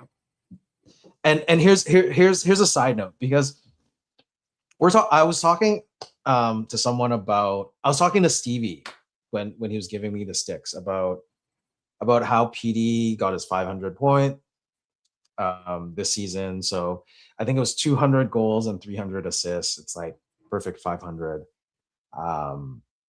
Second quickest. And the Sedins of all people took more games. So the Sedin's trajectory it goes up. Whereas PD was just boom, and now it's coming down, and he finally reaches it. So if you're able to have the Twins mentor these kids, it could be like another PD, but stay up there. Imagine the Canucks again, the only team in NHL history that would have 2 separate sets of Twins and killing it. That would be amazing. I mean, as much as I love McKenna, I think I would go for the Twins. And I hope this doesn't come back to bite me in the ass, but I would love to see the Twins. That is pretty fair. Yeah. We already kind of talked about the Bouillon thing and the extension. We kind of already covered that already earlier. I was gonna talk about that separately, but we already kind of covered that. I did want to talk about this because I know you missed on the last post-game show where I actually kind of talked about it with Big Brain Rain on the last post-game show. But you and I haven't had a chance to talk about it. Obviously, they came down with the verdict on the Zari Greer thing where Greer got suspended 3 games. I still think 3 games is a fucking joke, considering how bad that play looked. I mean, Zari could have broken his neck. Just the way he went into the boards. And what scares the crap out of me is the way he grabbed his neck afterwards. He instantly grabbed his neck. But I just thought this was a joke and a missed opportunity by Peros. He could have thrown the book at him. Been like, you don't do that. I've heard everyone has said this was a, BS play. He shouldn't have done this. He was so far from the boards too when he shoved him. Yeah. And he shoved him like in the back shoulder area, like above the numbers. He shoved him and was in complete control of that situation too. This is Peros we're talking about. I know. He gave Gudas 5. He gave Gudas 5 games for someone that's it's repeat offenses. He gave Gudas 5 games, and he started playing tonight, and the fans were booing his ass. Oh yeah, I don't know why the Canucks fans are booing Gudas. Like it does. Maybe it's for Sid. I don't know, but for sure it's not for Matthews. Oh heck no. No, but that was pretty. Yeah. So. Yeah. I don't know, man. They need another safety guy, man. Like this guy's kind of dropping the ball. Yeah, and I think that's one thing that a lot of people have been talking about. How this was a missed opportunity. Like he could have rectified that whole Gudas Matthews thing by throwing the book at Greer, and kind of been like, "We are consistent." No, you're fucking not. But also, I think Rain. Well, it shows it's consistent right now. Yeah, because he only had 3 games. Yeah, consistently inconsistent. But I think Big Brain said 3, so he was bang on for that. I think I said 5. Am I predicting what the suspension would be? And I was watching the Steve Dangle podcast earlier because Steve went off on this because Steve's absolutely hates Peros now, for obvious reasons, but even more so with this. And even I don't think he has many fans, anyways. Yeah, look at this down here. Intent to injure, so automatic 10 games and a fine of 100,000. Yeah, that's another thing too. It was intent to injure. Like, why would you made the decision to shove him that far away from the boards? You intended to potentially break this guy's neck. And you used to be teammates with this guy too. Because him and Zari played together with the Flames. Maybe they had some maybe they had some JTPD kind of shit under in the backgrounds. Maybe. But I do think this hit is a little slightly worse than the Matthews Gudas one. Just because of, how bad it could have been. With, the way Zari's head went into the boards, it could have been a lot worse. As I mentioned, very well could have broken his neck. I already touched on Zari grabbing his neck afterwards. Although I think Zari's, last I heard, I think he's okay. Because I think they showed him in the post, after the game in the locker room. He had a bunch of ice bags on his neck. And I think he, kind of like how we have the axe, I think he handed whatever the Flames have for, whoever, ends up, I don't know, I guess, being player of the game or getting their version of an axe at the end of the game. I think he handed it off to somebody. So he had a big ass ice bag on the back of his neck at the end of the game there. And perhaps this whole scenario, this whole thing just irks me, hits me a little bit personally, because I've broken my neck before. And just seeing this pisses me off, because I know what it's like to break your neck. And I know just seeing like the replays of this and the fact that, they slapped him with a 3-game suspension, only 3 games, and he's a repeat offender. He's done well. He's not done something like this before, but I know he's cross-checked Mike Hoffman in the face. I think he got 1-game suspension, I think, for that. But he cross-checked a guy in the face with his stick, and then goes and pulls this, where, like I said, you could have broken the guy's neck. He should have at least, as what was it, that comment mentioned, intent to injure, automatic 10 games. Like, if this was Shanahan, that guy, Greer, would have gotten 10 games. Oh, yeah. Hands down.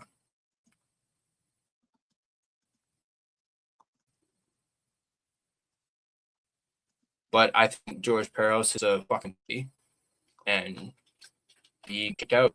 He's it to run this. Well, Peros has been the president of the NHL's Department of Safety since 2017. 9 years. Yeah, so almost. It might be 9 years or so. It might be time. Yeah. For a change. Yeah, and let's not forget, Peros was a goon back in the day. Yeah, no one like. I only remember him when he played for Anaheim. I think he played for Anaheim, right? Yeah, he did. He also played for the. And he played for the Habs. Played for the Panthers too. Yeah, he wasn't a very stand-up guy back then either, though. No, he was such a one goon. thing I do fondly remember of Peros is him getting knocked the fuck out. And I forget which game it was, but I saw like a little clip of it on YouTube or something where he got knocked the fuck out by a guy. I think it may have been a Maple Leaf. I couldn't see who exactly it was, but he got knocked the F out. And this was when he was with, I think, Montreal. The guy full on like knocked him out. So I'm not gonna lie, I thought that was pretty funny. But Adam Wilde on the Steve Dangle network did point this out. Some people are kind of bringing this up. Like, I don't think it has too much weight, but the fact that he played for the Ducks, he played for the Panthers, and the last 2 suspensions have been a Ducks player and a Panthers player, and they've both not gotten good enough suspensions. He's gone easy on the suspensions. Some people are kind of connecting the dots on that. Yeah, I think he needs to go. Yeah, definitely.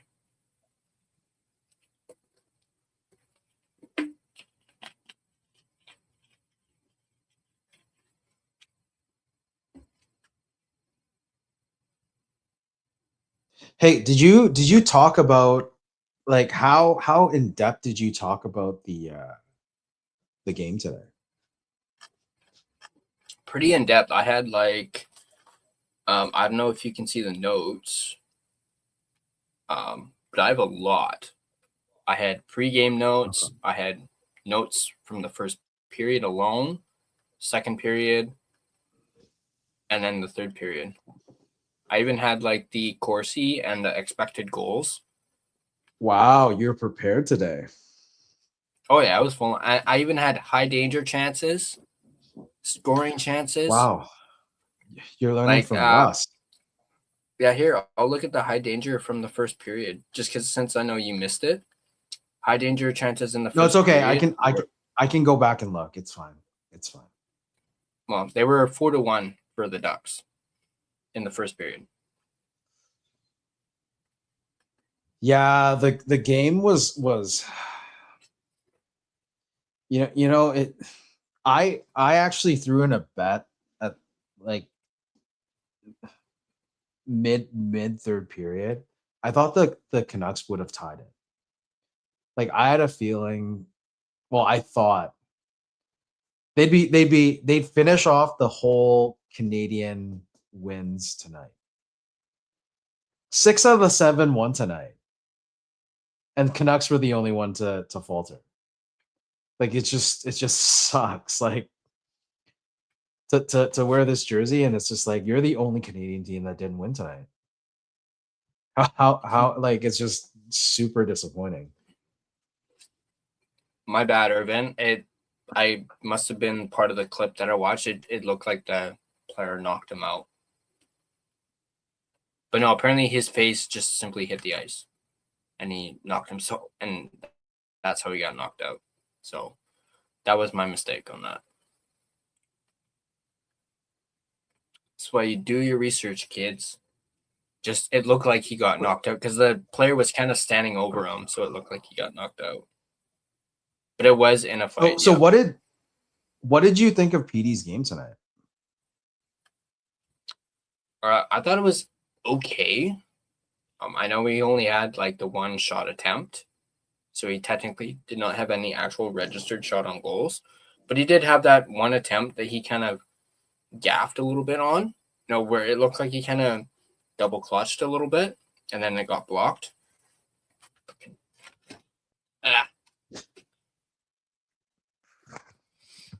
You but yeah, need a bug zapper. Oh, I know, totally. I didn't think it was too terrible. I mean, like I said, he had 2 points. Okay. He got 2 assists. Let's put this aside from special teams. How did PD play? Aside from the special teams, I'll admit I didn't notice him too much. Yeah, not like on 5-on-5. I didn't, except for that. Wait, I think that was that one shot attempt was actually on the power play. So yeah, other than that, I didn't notice him too much on 5-on-5. Yeah, it just feels like no wonder the arena was kind of just silent when he got the 500th point. I mean, he did save an empty net goal, which ended up, there was an empty net goal anyways. But that was awesome, by the way. That was awesome.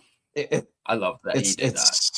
We've seen so many of these already. I think we get so accustomed to it at the point when the goal's empty, PD's always going to play goalie. You have to admit though, that was a nice little blocker saved by PD off the glove. But at this point right now, given the whole situation, the contract, he's like, I was looking at his contract when I was talking with that fellow Adam, and he needs to. I think he needs a fresh start. Like right now, there's no pressure because they're pretty much a lock for 32nd in the league, and he's playing a little more free, I guess. But given the amount that you're paying him, it's actually only 11 million next year. The last 2 years, this season and last season, he was being paid 14.5. And then after next season, which is 11, it goes back up to 14.45, I think. Or 14.45 or 14.75. And then it dramatically dips to 8.7. I think we're gonna see PD during this rebuild, and then it probably won't be until those latter years, the last 4 years, that he gets traded.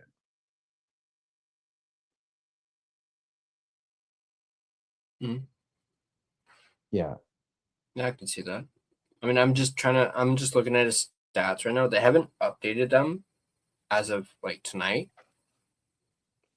but he's matched his point total from last season. I know that doesn't mean shit, but he's matched it.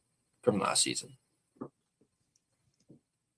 Well, I mean, at this point right now, given the amount of money that he's being paid, this kind of falls into what I'm trying to say is Irvin kind of knows me, but are you happy with how he's turned out? Like, obviously, we're talking about, you know, he's the second quickest player to reach 500 points, even before the Sedins, but he had a hot start in his career, and then it's kind of gone like, down. Pettersson petered off, but Petered off. But you know, seeing him play so well defensively, or try to play defensively, does that make up for it? So being paid first line minutes, or paying 11.6 for as a first line center, or what you have right now where he's the second line center, but he plays very well defensively. Does that make up for him not being a first line center? I mean, we don't have Justin in the house tonight, so I know what his answer is, but if in chat, like, do you like, what do you guys think about this? Like, I am trying to wrap my head around, you know, they paid this guy first 1C money, but he's become a 2C that has this defensive arsenal now. Is that equivalent to first C, or would you rather him play like a first C for that money? That's kind of my way of looking at the whole thing. Like, what would you say? Like, is it worth paying him this amount of money? Because right now it is kind of front loaded, and he hasn't performed. That's why people are really pissed off. Yeah. Because his first year, second year is 14.5, then it drops down to 11. Like, I actually went and looked at all of this before coming on the stream, so we can talk about this. It goes down to 11, and then it goes back up to 14 point whatever. I can't remember. It was 14.45 or 14.75, and then it dramatically dips to 8.7 for the rest, I think. So, given that, I mean, the expectations are obviously high for 14.5. You're getting paid like more than McDavid, but McDavid scores like double, if not triple, the amount of points that he gives. But he offers this defensive side of things. Is this enough to cover for that? I would say no. At least for me personally, no. I would want more. I mean, don't get me wrong. I like that he's shown a two-way game. He's a lot better defensively, but you're not paid 11.6 to just be a two-way player. You're paid to put the puck in the fucking net. So yeah. that's I know Stevie. I know Stevie was gonna be like, "Fuck no." I brought this up just to see if Stevie was still in the chat. And Stevie says, "Or block shots." Yeah, you don't pay him to block shots. So yeah. But hey, at least he's healthier than Demko when it comes to goaltending. Okay, but to get rid of PD, I think a lot of teams actually, like LA, Carolina, have probably sniffed around. And I think they want the Canucks to retain about 20%, which is like $2 to $3 million. So would you give up? Let's say let's make it easy. We'll make PD. We'll retain 2.6. How's that? So that makes PD a $9 million player. Is that not like, would that entice any teams? A $9 million player that can play defense, that can somehow score, or that can probably even score more when he has better players around him. Would a team go for that? Is what I'm kind of curious about. because he has that potential. I mean, like he has these games here and there that, like, I think it was a handful of games before, and he scored 2 goals that game. And then Yeah, against tonight he Florida. had a few assists, and yeah. Yeah. Would you be happy for $9 million? Yeah, I would. Because I don't think the Canucks Right? are going to So go any higher than that when it comes to retaining. I think they're already not big on retaining on his contract. who do you think would be a great trade partner and has the assets? Well, I would have said Carolina if they still had Natchez. But I Okay, think well, right without now, maybe Natchez. LA. Maybe right now, LA. Okay, LA I think would be a good fit, like for on and off the ice, Mm-hmm. because they could use a center, they could use a 2C. I would say Kempe probably plays first line, and he can play second. Off ice, like his wife would love LA. Well, Kempe's And a it's winger. oh, sorry. Fuck. Who am Because I? Who Kopitar's am I thinking of? retiring. So Kopitar's Kopitar would retiring. be gone. Fiala So will be Petey back would. next year. So Petey would probably replace Kopitar if that trade went through. Yeah, but what assets would you get back that would be enough? That's the problem. Like at this point right now, I don't think he can even get JT assets. No, but because I don't think you're gonna get Byfield from LA. Oh no, they need a stopgap before Byfield can bloom and flourish. They want Byfield to be 1C. Mm-hmm. Yeah, they want him to take over from Kopitar. But they need someone in between to transition. I think Petey would be a great, like, okay, if you can go back to that 23 season and you have Kuzmenko and Petey, and then you throw in, let's say, Kempe, that'd be a good first line. Yeah. But the assets coming back, like if that's the only team, like Petey's like, oh, I just want to go to LA, then you're screwed. Then you're in a situation where it's like the bread man and New York, and they only fish what? It was like a Garland deal. That's what Panarin got New York. It was like a Garland deal, but obviously there was no term on it. So if that's the scenario, would you be okay if, let's say, no salary retained and you get a second and a third round pick for Petey? And I think the Rangers retain like 50% on Panarin's contract. No, but that's only for this year, though. Yeah. There's the rest of the season. This year. That's not a lot. And then he got extension like right afterwards. Yeah.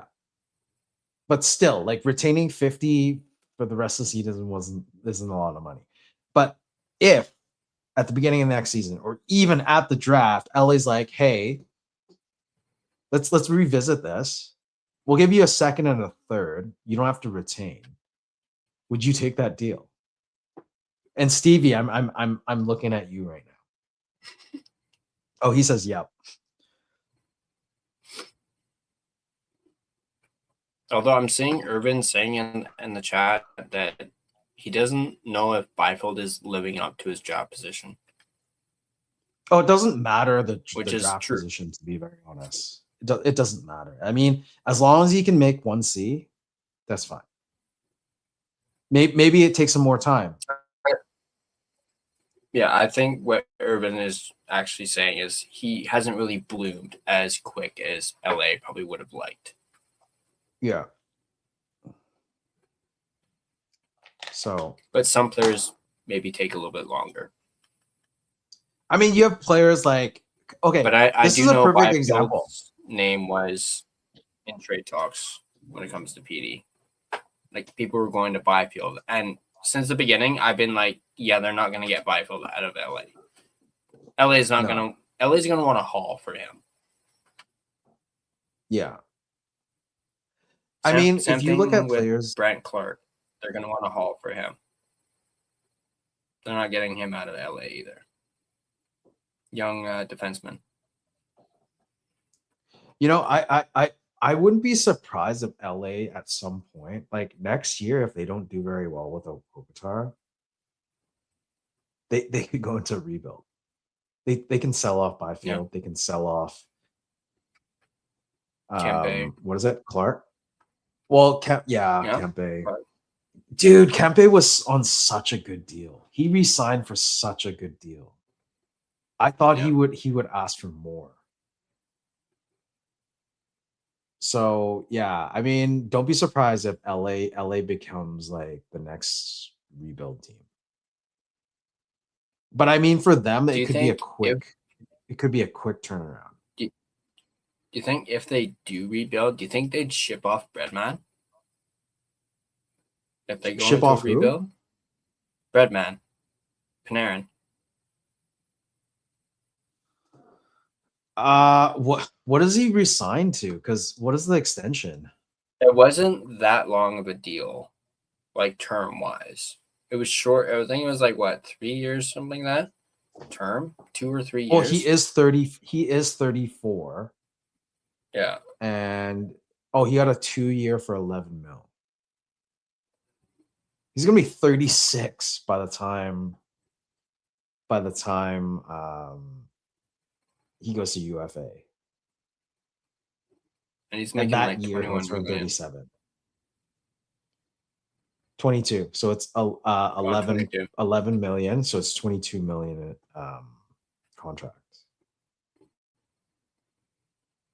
Yeah, I don't know. I think they signed them. They signed him to a 2-year deal. I think specifically because they don't know what's going to happen next year. And if they don't do well, they might end up trading him.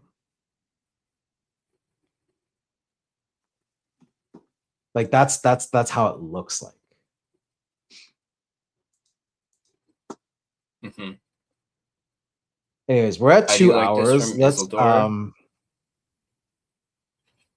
Is there a potential Which for one? Doughty retiring with Kopitar from Isildur? Do you think that Doughty would retire along with Kopitar, even though he hasn't announced anything? No, I think Doughty will play one more year. He's played okay. Yeah, maybe Doughty retires like next season. He's at 11 like a year million after Kopitar. a year.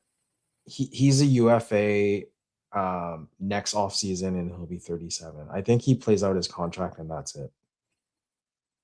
Yeah, I wouldn't be surprised for that. So yeah, and I can see if they don't do well, Doughty's gonna be traded in the offseason at the trade deadline. I just want to see if he has a no movement. I wouldn't be surprised if he does. Modified 17 Modified, no trade. tradeless. So yeah, next year it'd be 7 teams. I wouldn't be surprised if you know, he gets traded in at the deadline next year. The Kings don't make the playoffs, and then they try to get him one more cup. Here's my hot take. Here's my hot take.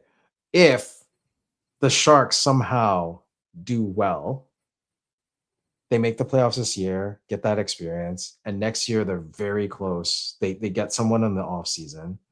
They have Sherwood, they have Celebrini, they have Misa, they have they get some experience in the playoffs this year. I'm gonna call this Doughty goes to San Jose at the trade deadline.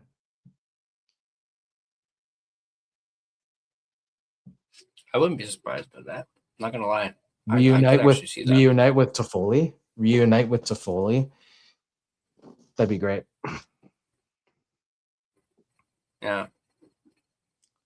Yeah, I wouldn't be surprised by that. I did want to highlight this real quick from Urban.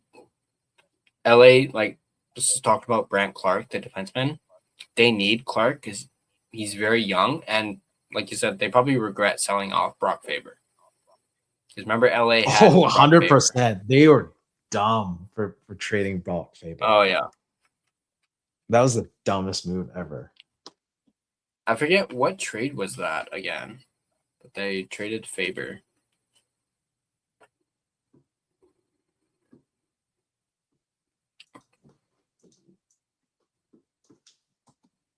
I'm just quickly looking that up. And if that Faber trade didn't happen, it was last off season. It was Faber and a first round pick. Which Oh, that was the was Fiala Liam trade. Ogren. That was the Fiala trade. And ironically, it was used to select Ogren. And they got Fiala. Mhm. Yeah. Yeah, so the Kings traded Faber and the 2022 first round selection, which ended up being Ogren, to the Wild for Kevin Fiala. So they did get Fiala in the deal, but man, losing out on Faber, as good as Fiala is, and then of course the Wild get Ogren on top of that. Yeah. The big OG, or so sorry, ORGE, the ogre. I don't think our boys in here tonight, See, if unfortunately, that Connor. didn't happen, I don't think Minnie would have gone. I don't think the Canucks get him. No, I don't think Minnie would have traded for Quinn. No, Yeah. because that's Imagine been such if- a great pairing, Faber and Quinn. Imagine if LA traded Brock Faber to the Canucks for PD and we had Ogren. Ooh. Then we would have had Brock Faber and Quinn as a top pair. Ooh. Oh man. But then Hronek would be expendable or he would play second line, and that'd be too much. True. But that was, yeah. Yeah, I think they should have traded instead of Brock Faber, they should have traded. I mean, they obviously see the upside in Clark. Yeah.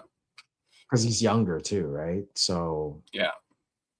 But yeah, that was kind of a dumb but to get Fiala and like they traded Faber and a first for Fiala. Yeah. That is so much. Mm-hmm. And Clark's 23. Yeah. So he's A still, lot like, of potential. Relatively young. All right, let's get into the sponsor read because we're 2 hours and 8 minutes into this. Not that I'm I think complaining. let's just 'cause this end has it. been- Well, I need to think do let's the just end sponsor. it. So just do the sponsor, like the end read, and we'll call it a night. While Tyler prepares for that, if you guys have any more questions, we'll do an extra maybe 3 minutes of comments, and then we'll go off. But we'll let Tyler do his read. Right, looking at the lines, only 2 games tomorrow. Bruins and Sabres, Rangers and Leafs. I'm gonna go with the Bruins and the Sabres.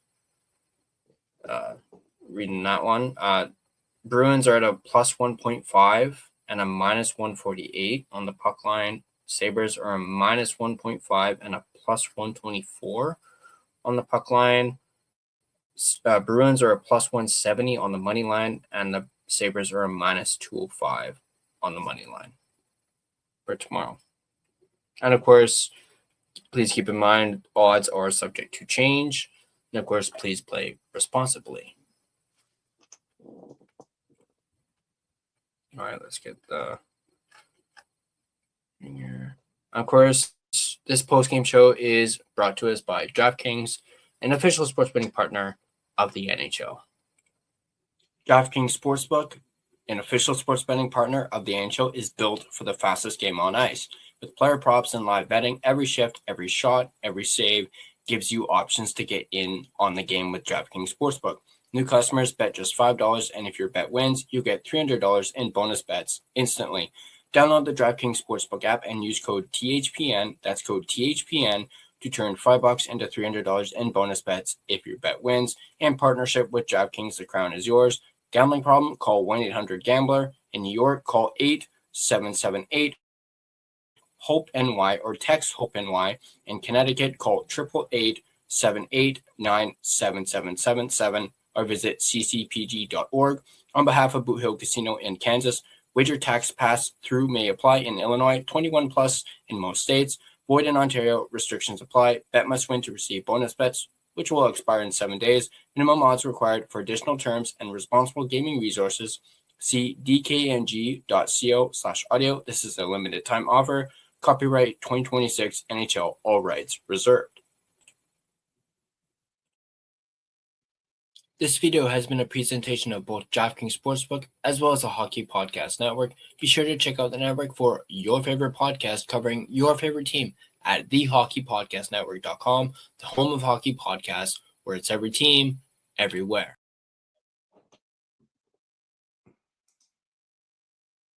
All right.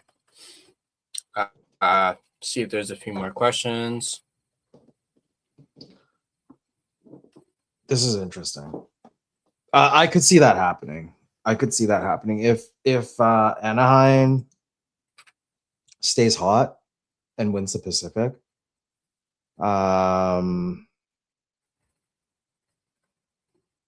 Yeah, they could potentially face the Kings. That'd be a great Cali face off, like a first round. But Urban also has a good point too. LA needs a lot of luck to make the wild card, though. Yeah, I think Seattle is pushing hard. So yeah, it's gonna suck if Kopitar doesn't make the playoffs for his last year. Stevie, 2 hours more. I mean, come on. Yeah, Big Brain Rain and I went almost 4 hours on what was it? On Sunday or whatever. Hey Stevie, I kind of saw that one and I was like, oh my God, you're still on. But Stevie, if you want to jump on, I can hop off and you can continue the show with Tyler. I'm sure Tyler doesn't mind staying on for another 2 hours. And meet at Honey's Donuts. You gonna buy us donuts, Stevie? Is that what you're saying? I mean, I wouldn't mind. Dude, they're not Honey's Donuts. Well, bro, they're not open. I know. I know not right now, but Stevie, are you trying to ask me to bring you some Honey's Donuts tomorrow when I meet up with you? Actually, you know what, Stevie, come over to North Van. We'll go skate. I'm gonna grab some skates and then we can go skate over at what is it? Wings and can't even remember what that place is called.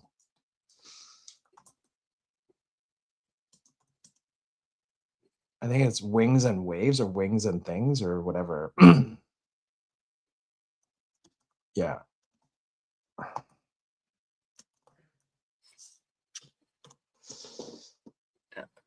Lots of that was nonsense. Yeah, I know. I said in that post game, the last post game, I was in a goofy mood that night. I do have an ad blocker. It just did not work on that particular site for some reason. Irvin, don't you dare bring up the KD word. You know what I'm talking about. What KD word? I'm not saying it. I'm not saying it. I mean, knowing Urban, he's gonna post it in the chat. Knowing Urban. Post it. Oh fuck. Yeah, it's just like what Stevie says. That was, we've heard of Loopy Clay, that was me, Loopy, in that post game.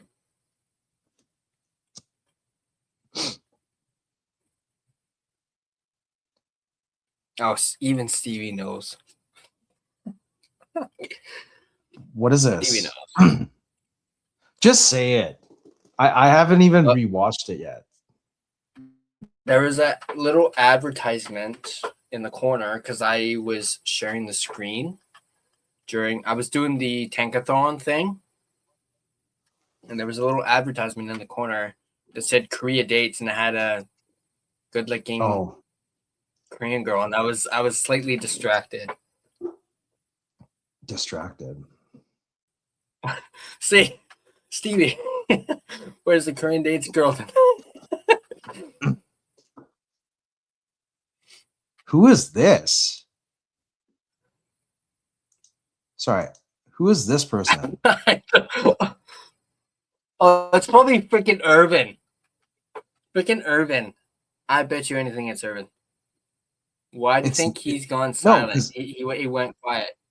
No, this is no, I think this is Irvin.